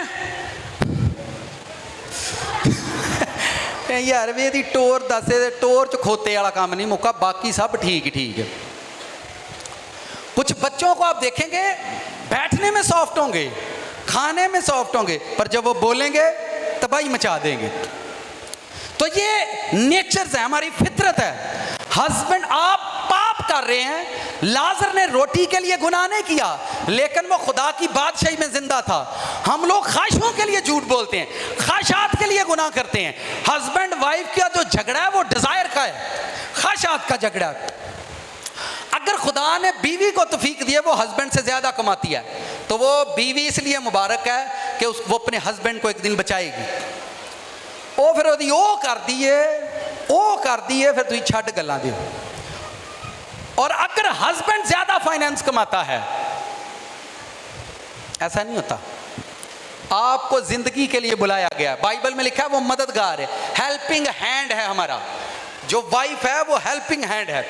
अगर आप समझते हैं, वाइफ सुबह उठी, मैंने सुबह मॉर्निंग टाइम झगड़ा देखा लोगों का। मॉर्निंग टाइम चर्च में बीवी उठेगी, सुने बड़े, सुबह सुबह उठेगी, पहला नाश्ता फंडेगी सारियां दा, क्योंकि जेडे दो दो परौंठे खाने ने सारियां ने, उन्हें बेचारी ने बनाने ने। फिर उन्हें याणियां दी निकरां पैंपर कड्ढने ने, फिर उन्होंने लाने ने, मशीनां रड़ी करन दी बेचारी, ठीक है। फिर वो बच्चे तैयार करेगी, मैं सुनान तुहानूं दे सुनो नो डे ने। फिर वो तैयार करेगी सवेरे, फिर उन्हें आप ही तैयार होना है। पति सवेरे उठेगा, नहाएगा, नाश्ता करेगा, टोर छड़ा तुहानूं पता भी लगता रोज़ लेट कर छड्डदे हो, लेकिन वो आप ही नहीं नाल काम करेगा, क्योंकि वो तुहीन नहीं। और भाई नाल मिल के करा करू के टाइम ना आप गिरजे चलीए, नहीं समझ आती पई। कई चर्च के टाइम गड्डी के पेट्रोल में रोंदे रहणगे, बेगम नूं कहणगे तेल दवेंगी तो टुर चलां दे। इतनी बुरी बुरी हैबिट्स हैं। खुदा के घर में जाने से पहले वो पेट्रोलों का हिसाब लगाएंगे। मैनू तेल के पैसे दे तो मैं तेनू लै जाना। उन्हें भी उन्होंने इसे लिए रखे यावे, इंज नहीं, ये तो जहन्नम का सफ़र है, ये तो हम जहन्नम जाने की तैयारी कर रहे हैं। आप जितनी मर्जी बातें कर लें, हस्बैंड वाइफ लाइफ के लिए बुलाए गए हैं, अटर्नल लाइफ के लिए बुलाए गए हैं। वो रात को बेड पर देखकर, बेड पर सोए हुए हैं इकट्ठे, और वो पास ही फिल्में देख रहा है। वो पई कहेगी बंद कर छड़ो, नहीं तू सौ हाँ तेनू की है, तू सौ हाँ तेनू की है। वो भी हस्बैंड यहाँ पर बैठे हुए हैं आज, और बेचारी तेनू बचाने लई तो खिलारी गई है, पर किते तू ना मर जाए। मुबारक वो हस्बैंड है जो अपनी वाइफ की बुराई पर उसको टोकता है। मुबारक वो हस्बैंड है जो अपनी वाइफ की बुराई पर उसको टोकता है, बेगम है काम ना कर, है नहीं ठीक। और मुबारक वो वाइफ है जो अपने हस्बैंड को गलत काम करते हुए देखकर उसको बोले कि रुक जाओ। और अगर दोनों ही पाप के अंदर शरीक हैं तो हनन्याह और सफीरा की तरह दोनों जल्द मर जाएंगे, जल्द मर जाएंगे। मैरी अगर जिसका हस्बैंड रास्तबाज है और बीवी नारास्त है, वो हस्बैंड उसके लिए प्रेयर करना मत छोड़े। खुदा ने आपको इसलिए ऐसी बीवी दी है ताकि आप उसको बचाएं। बचाने के लिए अब लोगों ने ये मुकाशफा जो है, ये मुकाशफा लोगों ने ये जो मुकाशफा है इसको उलट दिया है कि बीवी बंदियां ना, हमारे कल्चर ने हमें सिखाया जुत्ती अकल गुत पिछे होंदी ये सुना मैं समझना, मैनू फीलिंग सारी समझे, मैं आपकी फीलिंग समझ रहा हूँ, पर मैं आपको बाइबल की एजुकेशन दे रहा हूँ। ये आप सांप की एजुकेशन को फॉलो ना करो, आप स्नेक के अंडर मत रहो, आप खुदावंद के अंडर रहो। मैं कहता हूँ दुनिया के अंदर मैंने जितने भी फ्रूटफुल प्रीचर देखे हैं, हस्बैंड वाइफ देखे हैं, और खिदमत गुजार लोगों के पास एक बहाना है, अगर बीवी साथ नहीं चलेगी तो वो मूसा का रेफरेंस देंगे, मूसा दी बीवी भी ਉਹਦੇ नाल नहीं चलती। मैंने कहा यार बाइबल में बड़ी बरकतें लिखी हैं हस्बैंड वाइफ की, वो समझ नहीं आती। यीशु मसीह से पहले आप जो कुछ कहते हैं मैं मान लेता हूं, पर यीशु मसीह के बाद हस्बैंड वाइफ दोनों ब्लेस हो सकते हैं, दोनों अनॉइंट हो सकते हैं, दोनों एक जैसे ब्लेस हो सकते हैं। मैं कहता हूं दुनिया के अंदर अगर हस्बैंड वाइफ चाहें तो वो सारी चीजें, सारी खुशियां दोनों हासिल कर सकते हैं, पर खुराक के लिए, खाने के लिए, ड्रैगन की खातर, ख्वाहिशात की खातर एक दूसरे को डिग्रेड नहीं करना, एक दूसरे को नहीं गिराना। ये हमारा कल्चर है, ख्वाहिश के लिए एक दूसरे को डिग्रेड करना, एक दूसरे को बेइज्जत करना। आप सारी दुनिया डिजाइन करें, खुदा की बादशाही में जब अदालत होगी, इन आयतों के अकॉर्डिंग हस्बैंड से वाइफ के बारे में पूछेगा, तेरी एक बीवी तेनू दी ही, ओदा की कीता ही। अब ग्रीन स्नेक में कैसे लोग, मुझे एक बेटे की कॉल आई, उसने कहा पास्टर साहब मुझे एक ड्रीम आया है, साथ वाले से कहें ड्रीम सुने। उसने कहा पादरी साहब मुझे ड्रीम आया है। मैंने कहा क्या ड्रीम आया आपको? उसने कहा कि भाई साहब मैं सोया हुआ हूँ, और जब मैं सोया हूँ तो घास के अंदर एक हरे रंग का सांप चल रहा है। उस वक्त मेरी रिसर्च या खुदा ने इन बातों से मुझे रोशनास नहीं किया था। जब उसने मुझे ड्रीम सुनाया तो मैंने उसका ड्रीम सुना, और मैंने उसी टाइम प्रेयर करना शुरू कर दी। मैं खुदावंद, दिल में मैं दुआ कर रहा था, मैं खुदावंद इसको ने ग्रीन स्नेक देखा है तो इसका क्या मतलब है? खुदा ने मेरे दिल में ये बात डाली, से पूछ तेरी ज़िंदगी में कोई औरत आ रही है। उसकी शादी हो चुकी थी, सुने बड़े ध्यान से, उसकी मैरिज हो चुकी थी। जब मैंने उसे कहा कि तुम्हारी ज़िंदगी में कोई और औरत आने वाली है, या आ चुकी है या आने वाली है, तो फिर वो बड़ा शर्मिंदा सा हुआ। वो कहता है भाई साहब वो तो आ गई है, वो तो आ गई है। मैं आखा तो मैं तेरा तो ब्याह होया नहीं? हाँ जी शादी मेरी मैरिज तो हुई है। तो मैं फिर बस पता ही नहीं लगा हो रहे। फिर एक है इन्हों बड़ा मसला है, पता ही नहीं लगा। मैं जो सिर च पैंदियां ने उदों तो पता लग ही जाता है। एक टाइम आएगा हस्बैंड को अपनी बीवी जो है वो बुरी लगना शुरू हो जाएगी, उसको अपनी बीवी अच्छी नहीं लगेगी कि नहीं सही है। फिर उसको दूसरों की बीवी अच्छी लगना शुरू हो जाएगी। उस टाइम समझ लेना कि ग्रीन गार्डन शुरू हो गया।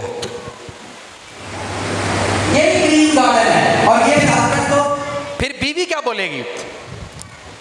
जब उसकी दूसरे से अंडरस्टैंडिंग हो जाएगी, फिर वो अपनी बीवी की गलतियां उस औरत से शेयर करेगा। ਉਹ ਤੇ ਇੰਜ ਕਰਦੀ ਏ, ਉਹ ਤੇ ਇੰਜ ਕਰਦੀ ਏ, ਉਹ ਤੇ ਇੰਜ ਦੀ ਏ, ਉਹ ਤੇ ਉਂਝ ਦੀ ਏ, ਉਹ ਤੇ ਇੰਜ ਦੀ ਏ। फिर ਉਹਨੂੰ ਕੀ ਦੱਸੇਗੀ? तुम टेंशन नहीं लो, अब मैं तुम्हारी ज़िंदगी में आ गई हूँ ना, अब तुम परेशान नहीं हो ना, अब मैं तुम्हारा सहारा बनूंगी। 10 सहारा की सहारा बनना है? मैनू दसो, तू किहड़े एरोप्लेन नाल विआह कर लैण लगा जिहड़ा तू उड़ के टुर जाना?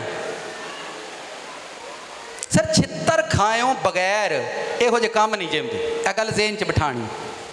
तुसी पाप करो तो दुध की चादर पालो, इंज नहीं होंदा। तुसी पाप करना है तो चादर काली उत्ते पैनी है, चिट्टी नहीं पैनी। तुसी कहो मेरा पाप भी छुपया रहे तो मैं पाप करी भी जां, इंज नहीं होंदा। दुध की चादर भी चढ़ जाए तो मेरा पाप भी छुपया रहे। मेरी एक खिदमत गुजार से, उसने डबल मैरिज की। बेगम इधर आओ। उसने हमारा निकाह किया था, शायद कराची में भी लोग यूट्यूब पर सुनते होंगे। उसने हमारा निकाह किया था, और निकाह के बाद हमें पता चला जिसने हमारा निकाह किया उसने दूसरी शादी कर ली है। तो मैं बेगम से कह रहा था, मैं बेगम जिन्हें साडा ब्याह किया है उन्हें दूजा ब्याह कर लिया, वेख ला हुण किवें दियां बरकतां सानूं मिलियां होणीआं ने। मैं जाकर उस आदमी से मिला, मैंने कहा आपने ये क्या किया, आपने क्यों दूसरी मैरिज किया? मेरी बीवी खिदमत में मेरा साथ नहीं देती, मेरी बीवी खिदमत में मेरा साथ नहीं देती और इसलिए मैंने दूसरी मैरिज कर लिया। तो मैं आख्या जिदे ना कीता है ए मुर्दे जिंदा कर दिए। मैंने कहा जिससे आपने मैरिज की है दूसरी, वो मुर्दे जिंदा करती है, वो बदरू हैं डर कर भाग जाती है उससे। नहीं नहीं इंजदा तो नहीं कोई साहब। तो मैं आख्या जे खे खानी ही तो फिर चंगे ढेर तो खानी ही। किन्या मेरी समझ आउंदी। मैंने कहा अगर आपने ये सोच कर मैरिज दूसरी की है तो फिर आप ये सोच कर करते, ऐसी वुमेन से शादी करते, ऐसी वुमेन से शादी करते जो मुर्दे जिंदा करती है। मैंने पता लगता तो खिदमत गुजार लब के लिया है। तो ये ग्रीन गार्डन जो है खिदमत रुल कुछ के वसीला से होती है।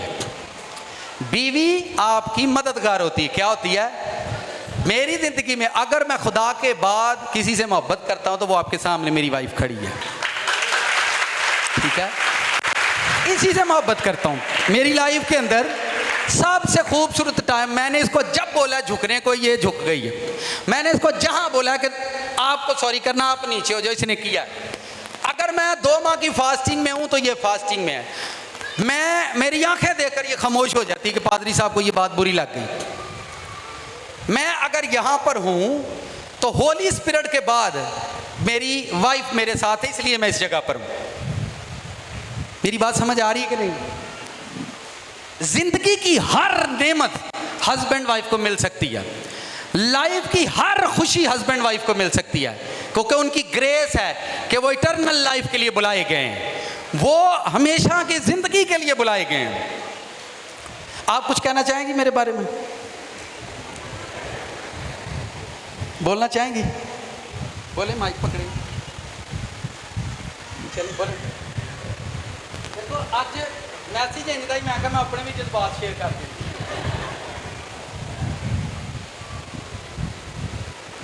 इनके बारे में मैंने क्या बोलना है, जो आप देख रहे हैं बस खुदावंद की शुक्रगुजारी है कि खुदावंद ने मुझे ऐसा हस्बैंड दिया है।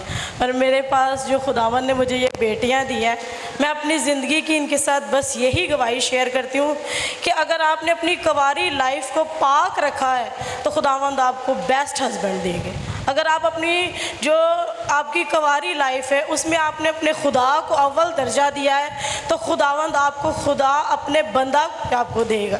सबसे अच्छी बात यह है कि आप जब अपनी लाइफ को पाक रखते ना, तभी खुदावंद आपको पाक हस्बैंड देता है, क्योंकि आपको अपनी कवारी लाइफ को पाक रखना है। सबसे बड़ी बात ये। और मैं इन बच्चों से कहती हूँ कि ये इन्होंने मेरे पास्टर के बारे में चलो जिक्र तो किया है, तो हमें नहीं पता था कि मतलब मेरी आवाज़ ज़रा बैठी हुई है, तो मुझे नहीं पता था कि मतलब जो है ना वो उन्होंने दूसरी शादी की है या उनकी दूसरी मैरिज हुई है, क्योंकि अभी तक उनकी सामने नहीं आई थी। पर जैसे ही हमें पता चला था तो हम कराची में ही थे, तो हम कराची में गए तो मैंने कहा आपने मतलब हमें क्यों नहीं, तो उन्होंने यही बताया कि मतलब हमारी जो है ना ये मेरी खिदमत में साथ नहीं देती थी। पर मैंने कहा कि खुदावंद का ये शुक्र है कि हमने उनके हाथों से बरकत लेके भी खुदावंद ने मुझे ब्लेस हस्बैंड दिया था, ताकि जो है ना हमारी लाइफ ब्लेस ही रही है। हमारी उनकी लाइफ में जो लानत थी दूसरी शादी की, वो भी खुदावंद ने हमारी ज़िंदगी में नहीं बल्कि खुदावंद ने हमें उससे ज़्यादा ब्लेस ही किया है कि मतलब आप देखते हैं। और इनके लिए मेरे पास लफ्ज़ ही नहीं है कि मतलब अच्छे भाई, अच्छे हस्बैंड, अच्छा बेटा, हर रिश्ते में खुदावंद ने इनको ज़बरदस्त रखा है। और हमारी शादी को 8 साल हो गए हैं और आज तक मतलब हमारी इस तरह से नहीं हुआ कि जो मुझे किसी चीज़ की कमी और ना मिले। और खुदावंद की ये शुक्रगुजारी है कि जब मुझे ये रोज़ा रखते तो ये नहीं मुझे कहते, मुझे खुदा का रूह कहता है कि आपने भी इसके साथ खड़े होना। और कल एक भाई आए थे तो वो ना हमारे मज़बे पर प्रे कर रहे थे रात में 12 बजे, तो वो भाई कह रहे थे कि मुझे जो है ना खुदा के रूह ने कहा कि आप ना वाटर फास्टिंग में चले जाओ। तो मैंने पाज साहब से कहा कि यकीनन जब हम मज़बे पर खड़े होते हैं ना, तो जिस तरह से भाई की लाइफ में पाकरू ने बात की, इसी तरह पाकरू हमारे साथ मुझसे भी बात करते हैं। इनसे भी मतलब इसी तरह के, जैसे इन्होंने इरादा किया होता है कि जैसे अब इन्होंने कहा कि 6 माह की फ़ास्टिंग करनी है, तो हमने भी मतलब इरादा कर लिया कि नहीं, मैंने भी करनी है इनके साथ फ़ास्टिंग। और खुदावंद की ये शुक्रगुजारी है, क्योंकि फ़ास्टिंग, दुआ, प्रे, खुदा के साथ चलना, ये खुदा की तरफ से ही ग्रेस मिलती है तो इंसान कर सकता है। और बताया आप समझ रहे हैं, यानी सर जी, आपने कभी भी नहीं देखा, मैंने इसको सिर्फ इसलिए यहाँ पर खड़ा किया है कि हम इस रिश्ते की इज़्ज़त करें और इसको निभाएं। हमारा कल्चर बड़ा ही गंदा है, इसने इस रिश्ते को बदनाम कर दिया। दुनिया के अंदर फ्रूटफुल रिलेशन है। देखेंगे, देखो, जब आप बाइबल पर हाथ रखते हैं तो ये हस्बैंड वाइफ का हाथ होता है, उसके बाद किसी का हाथ आता है। हस्बैंड वाइफ का हाथ आता है जब मैरिज होती है, जब आप बाइबल पर हाथ रखते हैं, जब आप रिंग पहनाते हैं, तो एक दूसरे को रिंग पहनाना, आप एक दूसरे की अथॉरिटी होती हैं, आप एक दूसरे का इख्तियार होती हैं। ऐसे कैसे हो सकता है कि आपने कोई इतना बड़ा कदम उठा लिया?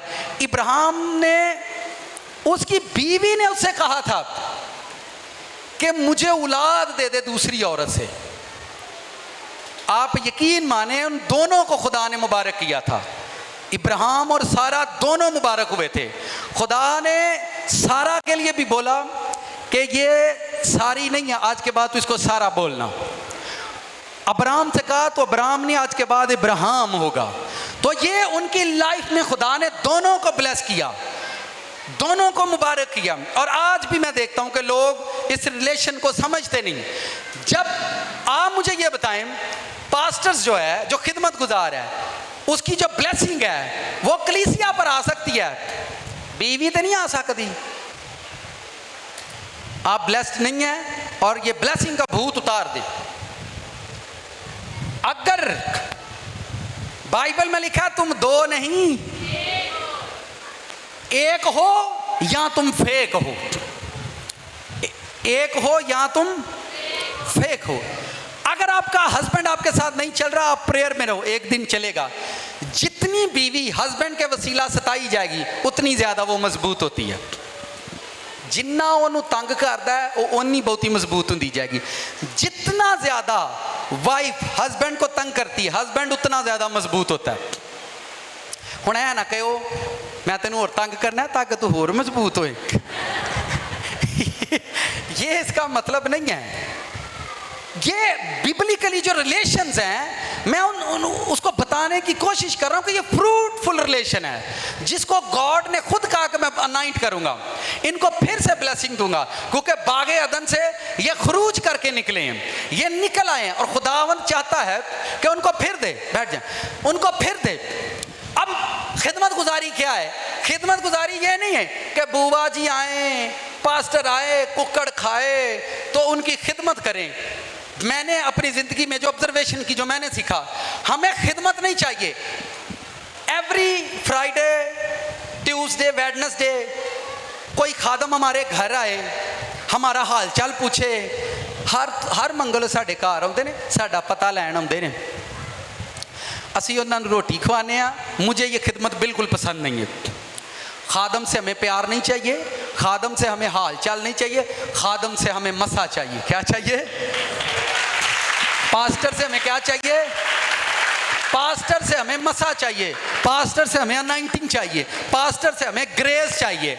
हाल चाल नहीं चाहिए कि हमसे हाल कितना पूछता है, हमें उसे अनाइंटिंग चाहिए, हमें उसे ग्रेस चाहिए, हमें उसे जोर चाहिए, हमें उसे मसा चाहिए, हमें उसे फीलिंग चाहिए। जिनकी मैरिज होने वाली है वो इस पैगाम को जरूर सुने। और इस ग्रीन गार्डन पर, ग्रीन गार्डन हस्बैंड वाइफ के दौरान, हस्बैंड वाइफ के दरमियान, इन्हीं कुव्वतों ने, यही वो कुव्वतें हैं खूबसूरत। इसको देखें, ये कितने सुकून से बैठा हुआ है। हस्बैंड वाइफ अपने घर में इसी तरह सुकून से रहते हैं, लेकिन उनका अचानक इस तरह से सारे काम होना शुरू हो जाएंगे और फिर वो परेशान होते हैं। छोटी छोटी बातों से झगड़े होंगे। अब मैं थोड़े से झगड़े क्लियर कर देता हूं, बाकी आप लोगों ने खुद करने हैं। आमीन। ये रोटी पड़ी है, हस्बैंड ने खाना खाया और पीछे से वाइफ को बच्चे ने कॉल किया, मामा मामा मुझे खाना दो। उसने बर्तन छोड़े हैं और वो बच्चे को खाना देने चली गई है। जब उसने बच्चे को खाना दिया तो उसके बाद बेटी ने उसको आवाज़ दी, मामा मामा मेरे कपड़े प्रेस कर दो। वो वहाँ से निकली और कपड़े प्रेस कर रही है। पापा ने आवाज़ दी, बर्तन उठा लो, खा लिया मैंने खाना। अच्छा अच्छा मैं चुक ही नहीं है पांडे। वो कपड़े प्रेस कर रही है। जब वो कपड़े प्रेस कर रही है, फिर छोटे बच्चे ने छींची कर दी और उसने रोना। उसने कपड़े वहीं पर छोड़े हैं, अब वो उस बच्चे का पैम्पर चेंज कर रही है। हस्बैंड बाहर से आया है और आकर देखा है बर्तन वहीं पर हैं और झगड़ा शुरू हो गया। ये ग्रीन स्नेक उस वक्त आपकी लाइफ में यही पैदा करेगा, झगड़ा शुरू होगा। किथे गई है मां थोड़ी? हाँ जी की है एवे किथे गई किथे गई है? नहीं वो बच्चे आने यूरन का, तेरे तो काम ही नहीं मुकते वेला उते। आप समझ रहे मेरी बात को? छोटी छोटी बातों से आपके घर में झगड़ा होना शुरू हो जाता है। आप इन चीज़ों पर काम करें। ये स्पिरिचुअलिटी नहीं है। हस्बैंड वाइफ की वजह से, उनकी ग्रेस की वजह से घर ब्लेस होता है। अगर हस्बैंड ने अपने आप को मुबारक कर लिया और वो छत पर बैठकर पंख लगाकर जिस दिन उड़ेगा ना, फिर मैं भी देखूंगा उसे। जिस दिन वो उड़ जाएगा ना, फिर मैं भी देखूंगा उसको उसे लेकर जाना है कि वो कहां है आपको। और मैं आपको एक बात बताता हूं, जो वाइफ होती है उसको डबल दुगनी तवज्जो की जरूरत होती है। जब वो प्रेगनेंसी में होती है, उसके अंदर दो जिंदगियां हैं। एक आपकी जिंदगी है, आपकी बीवी है, फिर आपका बेबी है, उसके अंदर डबल जिंदगी है। ये हमारी जिंदगी की एक ग्रेस पर्सनैलिटी है। ग्रेस टाइम होता है जब आपके घर में न्यू बॉर्न बेबी आता है। हर एक झगड़े को अपने घर से दूर रखें। और जब आपके घर में बेबी छोटे होते हैं, कोशिश करें झगड़ालू लोगों को अपने बच्चों से दूर रखें। जब वो आपके घर में आएंगे, ये सारी प्रॉब्लम्स हमारी वजह से क्रिएट होती हैं, हमारी वजह से क्रिएट होती हैं। आप बच्चों के लिए जी रहे हैं, बच्चों के लिए कमा रहे हैं, और जिंदगी में ना वो फ्रूटफुल हुए, ना हस्बैंड वाइफ फ्रूटफुल हुए, ना वो रूहानी जिंदगी में दाखिल हुए, ना वो इटर्नल लाइफ में दाखिल हुए। वो उसी तरह से जहन्नम के अंदर चले गए। आपको वीकनेस के अंदर, कमजोरी के अंदर साथ निभाने वाला हस्बैंड, कमजोरी के अंदर साथ निभाना है। अगर आपका हस्बैंड बीमार रहता है, खुदा ने उसको जानबूझकर ऐसा कर दिया या होने दिया, या उसने गुनाह किया इसलिए वो बीमार रहता है, आप उसको जीतना है। अगर आप वो बीज बोकर इस जमीन से चली जाएं, आपका बीज आपके जाने के बाद आपकी नस्लों के अंदर जिंदा रहेगा कि जमीन पर कोई औरत रास्तबाजी करके गई है। हमारी सेंस के अंदर ये चीजें नहीं है। आप पास्टर से कहते हैं बरकत की दुआ करें, बरकत की दुआ करें। कभी आपने ये दुआ किया झगड़े के लिए दुआ कर दें? झगड़ों की वजह हमारे घरों के अंदर यही वो ग्रीन स्नेक है जिनकी वजह से झगड़े होते हैं। जब आप फायर प्रे करें तो इनको अपनी लाइफ से बाहर निकालें। एक बंदे का दिमाग काम करना चाहिए, 2 बच्चों का खाना पूरा नहीं करता और फिर वो बैठकर 2 पुत्र हो गए ना साढ़े होर तो 4 हो जाएंगे। तो अमजद फिर पता की है, वेखे ना कोई बच्चा जिंदगी च की पता होंगे किसी दे नाल को मार मुर भी जाए, कोई तो तेरे नाल खलोवे ना अमजद। अच्छा फिर 4 बच्चे होने चाहिए ने। ले अमजद नू ग्रीन गार्डन भाव हो के 5-7 जाने, हुण रोटी पूरी नहीं होती, फिर पाप शुरू कर देना, फिर पाप करेंगे। फिर देखें, मुझे ये बातें इसलिए करनी पड़ती हैं, जब लोग आकर कहानी सुनाते हैं, मैंने बच्चों की खातिर पास्टर साहब ऐसा कर लिया। आप क्यों ऐसा कर रहे हैं? आपकी जिंदगी में आपको इस कुव्वत से लड़ना है और इससे पाक होने की कोशिश करनी है कि मेरा रिलेशन जो है इन कुव्वतों से पाक हो जाए। आपको ग्रीन गार्डन देखने की जरूरत ही नहीं। आप खुदा के साथ चलते रहें, अपनी प्रेयर, अपनी फास्टिंग को आप पूरी ग्रिप रखें, उस पर पूरी ग्रिप रखनी है आपने, अपनी फास्टिंग पर, अपनी प्रेयर पर, अपनी फास्टिंग पर पूरी ग्रिप रखें। फिर देखें एक दिन खुदा आपके साथ क्या करेगा। 10 साल खुदावंद आपको आजमाएंगे आपकी मैरिज लाइफ को कि 10 साल आप लोग कैसे चलते हो। 10 साल के बाद लोग खुद हैरान हो जाएंगे कि यार खुदा ने ही ना लोगों को बरकत दी है। और वो हस्बैंड जो अपनी वाइफ पर कर्ज करता है जहन्नम से बचेगा नहीं, वो बीवी जो अपने हस्बैंड पर कर्ज करती है जहन्नम से बचेगी नहीं, क्योंकि इन दोनों को ब्लेसिंग के लिए बुलाया गया है, बरकत के लिए बुलाया गया है। और यही एक दूसरे पर कर्ज करते रहेंगे तो जिंदगी की खूबसूरत ब्लेसिंग, खूबसूरत फ्रूट वो कभी भी नहीं खाएंगे। वापस लेकर आओ वर्ष,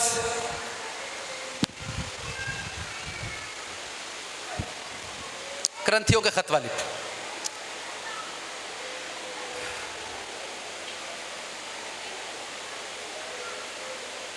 सिर्फ आयतों को हम अपनी मर्जी से पढ़ते हैं, आप बहुत अच्छा करते हैं, आपकी मर्जी है, बाइबल आपके हाथ में, आप जैसा चाहें पढ़ें। पर मैं यहाँ हस्बैंड वाइफ को उसने, ए मर्द तुझे क्या खबर, तुझे खबर खुबर नहीं है, नहीं तुझे पता नहीं है, तुझे इन्फॉर्मेशन नहीं है, तू नहीं जानता, शायद तू बीवी को बचा ले। अगर हस्बैंड बोलता है मैं स्पिरिचुअल हूँ तो उसको एक दिन अपनी वाइफ को स्पिरिचुअल बनाना है। अगर बीवी बोलती है कि मैं स्पिरिचुअल हूँ तो उसको एक दिन अपने हस्बैंड को स्पिरिचुअल बनाना है। खुदा को उसकी रास्ती पसंद आएगी, खुदा ऐसा करेगा, खुदा एक दिन। और अगर वो दोनों ही फ्रूटफुल होंगे तो उनके फ्रूट से रूहानी बच्चे पैदा होते हैं। अब मैं और अगली बात कर रहा हूँ, जो हस्बैंड वाइफ ब्लेस हो जाते हैं रूहानी बच्चे उनकी वजह से पैदा होते हैं। अगर हस्बैंड वाइफ ब्लेस नहीं होते, अगर पास्टर रूहानी है और उसकी बीवी नहीं है तो उसके वसीला से रूहानी औलाद पैदा नहीं होगी। अगर हस्बैंड वाइफ अननाइंट होंगे, ब्लेस्ड होंगे, फिर उनके नीचे रूहानी बच्चे पैदा होते हैं। जब लोग उनको रूहानी फादर बोलते हैं, रूहानी मदर बोलते हैं। हमारा कल्चर ऐसा घटिया कल्चर है और हमारी इतनी हमने एजुकेशन नफरत की दी है। फादर बोलने में लोगों को खुशी होती है पर मदर बोलने में वो हिचकिचाएंगे, उनके अंदर हेजिटेशन होगी, वो मदर नहीं बोलेंगे, ठीक है। और फादर को इस मुआशरे ने इतना नीचे गिरा दिया है और मैनू सारे तो बहुत गुस्सा पता ब्याह ते आउंदा है, सब कहीं खास बात करने लगे पादरी साहब। हस्बैंड जब मैरिज होती है, मैं एक मैरिज में गया तो वहाँ पर एक स्टूडेंट था मेरा, उसने कहा मैं आप अपने चाचू से आपको मिलवाता हूँ। बड़ा सादा सा और इस तरह और मूछें, सादा सा स्टाइल, मिले, बड़ा अच्छा लगा। तो उसने कहा चाची से। जदों मैं चाची नूं मिलिया ते चाची पूजा भट्ट, इंज लगे जिवें फिल्म एक्टर है, ते हस्बैंड बेचारे ने सादा जा माड़ा जा सूट इंज रुके मंग के पाया हुंदा ते वो अपनी टौर बना के ते इंज आई, हेलो पास्टर साहब। वो मैंने कहा ये आपके ही हस्बैंड है? सर जी डुब मरन का मकाम है, जिन्हें अपना पति मार छड़िया ते अपनी टौर बनाई है। मेरे मालक ने अपनी जात मार के अपनी दुल्हन उची की है। हालेलुया। डुब मरन का मकाम है।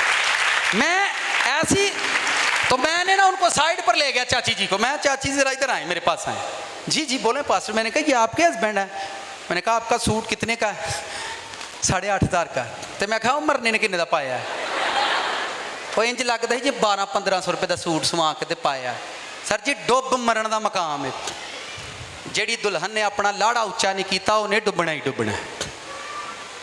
समझ आइए? यसू मेरा लाड़ा, जे मेरा लाड़ा उच्चा नहीं होना तो मैं उच्चा कभी नहीं हो सकता। आमीन। तो ये मैं लोगों की हरकतें देखता हूँ। मैंने देखेंगे लाइफ के अंदर काम होते हैं। आप कहते हैं बाइबल समझ आए, जिंदगी समझ पावे, आवे तो पावे ना आवे, बाइबल में डॉक्ट्रिन पढ़ने जा रहे हैं। फिर यानी हम अपनी फितरत के अंदर उस पर प्रेशर डालते हैं। ये लाइफ हस्बैंड वाइफ के झगड़े हैं। जिंदगी में एक बात याद रखो, अगर आपकी वाइफ के अंदर पाप चला गया आप उसको रोक नहीं सकते। अगर आपके हस्बैंड के अंदर पाप चला गया तो आप उसको रोक नहीं सकते, आप कहीं से भी उसको रोक नहीं सकते। और वाइफ के अंदर अगर पाप चला गया, जिंदगी में गुनाह और बदी दरवाजों के अंदर, तालों के अंदर बंद नहीं रहते। बदी को रोकने के लिए अगर खुदावंद यसू आपके साथ है तो वो आपकी लाइफ में, आपके लाइफ पार्टनर की जिंदगी के अंदर बदी को आने से रोक सकता है, वरना कोई दुनिया की ताकत बदी नहीं रोक सकती। बदी घर में गई, बदी कंपनी में गई, बदी आपके घर में आई, आपके बिजनेस में आई, आपकी लाइफ में आए, आपके मजबे पर आए। हर चीज को इस दुनिया ने, बुराई ने उजाड़ दिया है और आपको उजड़ना ही उजड़ना है। आज उजड़ जाए या आप कल उजड़ जाए, आपको उजड़ना ही है। आपको खुदावन से मोहब्बत रखनी है, खुदा के साथ जुड़े रहना। एक दिन खुदा आपकी वाइफ को और आपकी लाइफ को दुनिया के सामने लेकर आएगा। ये मेरे लोग हैं जिनको मैंने चुना हुआ है। हालेलुया।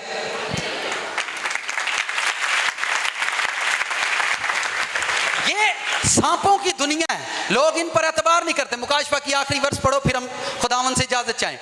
ध्यान से इस वर्ष को सुनो। लोग इन पर बिलीव नहीं करते, यकीन नहीं करते, ईमान नहीं लेकर आते।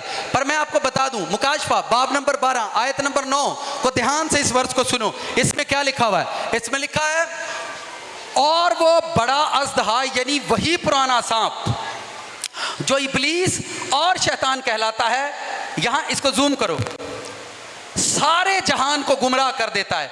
यहां लफ्ज लिखा है सारा जहान गुमराह है। इन ड्रैगन्स की वजह से, सांपों की वजह से जो आसमान से गिराए हुए हैं, लिखा है सारा जहान गुमराह है। सारा जहान गुमराह कर देते हैं, सारा जहान गुमराह कर देते हैं, सारा जहान गुमराह करने की ताकत है इन सांपों के पास, और ये मिलियंस की तादाद में है। मैंने पैदाइश की किताब चैप्टर नंबर 3 के अंदर से एक वर्स पढ़ाई थी कि जब खुदा सांप को और औरत को पनिशमेंट कर रहा था, सजा दे रहा था, तो उसने कहा था तेरी नस्ल और औरत की नस्ल के दरमियान अदावत डालूंगा, वो तेरे सर को कुचलेगा। तो मैंने बताया था कि 2 नस्लें जमीन पर कंटिन्यू बढ़ती हैं, इंसान, औरत की नस्ल यानी जीसस क्राइस्ट, जीसस क्राइस्ट के बाद क्रिश्चियन जो है वो जीसस क्राइस्ट की नस्ल है, और ये जमीन पर कंटिन्यू बढ़ रहे हैं। और एक और, मैं जिनको यकीन नहीं उनके लिए ये मैं बोल रहा हूं, जिनको ट्रस्ट नहीं, मुझे आप ये बताएं, मूसा के सामने कभी कोई सांप नहीं, मूसा के सामने कोई शैतान नहीं आता था, मूसा के सामने कोई बदबू नहीं आती। अब आप यिर्मयाह, यशायाह, दानियल, बड़े जबरदस्त हाई प्रॉफिट हैंगे, इनके सामने कभी भी इब्लीस के बारे में आप नहीं सुनोगे।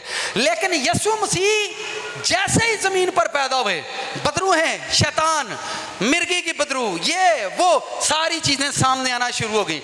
ये वही बेटा है, ये वही खुदावंद है, ये वही खुदावंद है जिसको वो जानते हैं कि जमीन पर वो हमारा इख्तियार मिटा देगा, हमारा इख्तियार इसकी वजह से खत्म हो जाएगा, इस बेटे की वजह से हमारी अथॉरिटी जो है वो खत्म हो जाएगी इस जमीन पर, इस बेटे की वजह से हम लोगों को ये आजाद कर देगा उनका ज़हन, क्योंकि इसके साथ फायर है। बाइबल के अंदर ज़बूर 50 पढ़ो, वहां पर लिखा है मेरा खुदा आएगा, हमारा खुदा आएगा, और आग उसके आगे आगे चलती है। जब आप फायर में होते हो, जब आप मसा में होते हो, जब आप चर्च से निकलते हो, जब आप पर फायर होती है, कोई भी नेगेटिव फोर्सेस, अगर आप बुराई करना छोड़ दें एक दूसरे की, एवरी टाइम होली फायर आप पर रहेगी, एवरी टाइम रूल कुछ की आग आप पर रहेगी। अगर आप बुराई करना छोड़ दोगे, अगर आप बुराई करना छोड़ दोगे, तो एवरी टाइम होली फायर जो है वो आपके साथ रहेगी। और ये जितने भी स्नेक्स हैं, जितने भी लोगों को गुमराह करने वाली ये रूहें हैं, ये मिलियंस की तादाद में है, 1-2 नहीं, लाखों की तादाद में दुनिया के अंदर काम करती हैं। और हर दूसरा बंदा आपको शैतान नजर आएगा, हर दूसरा बंदा आपको शैतान नजर आएगा। पर अगर आप खुदावंद के मसा में हो, उसकी कलाम की सदाकत में हो, तो एक दिन आप रास्त हैं और आपके वसीला से दुनिया रास्त होती जाएगी। आमीन। आए खड़े हो जाएं, खड़े हो जाएं।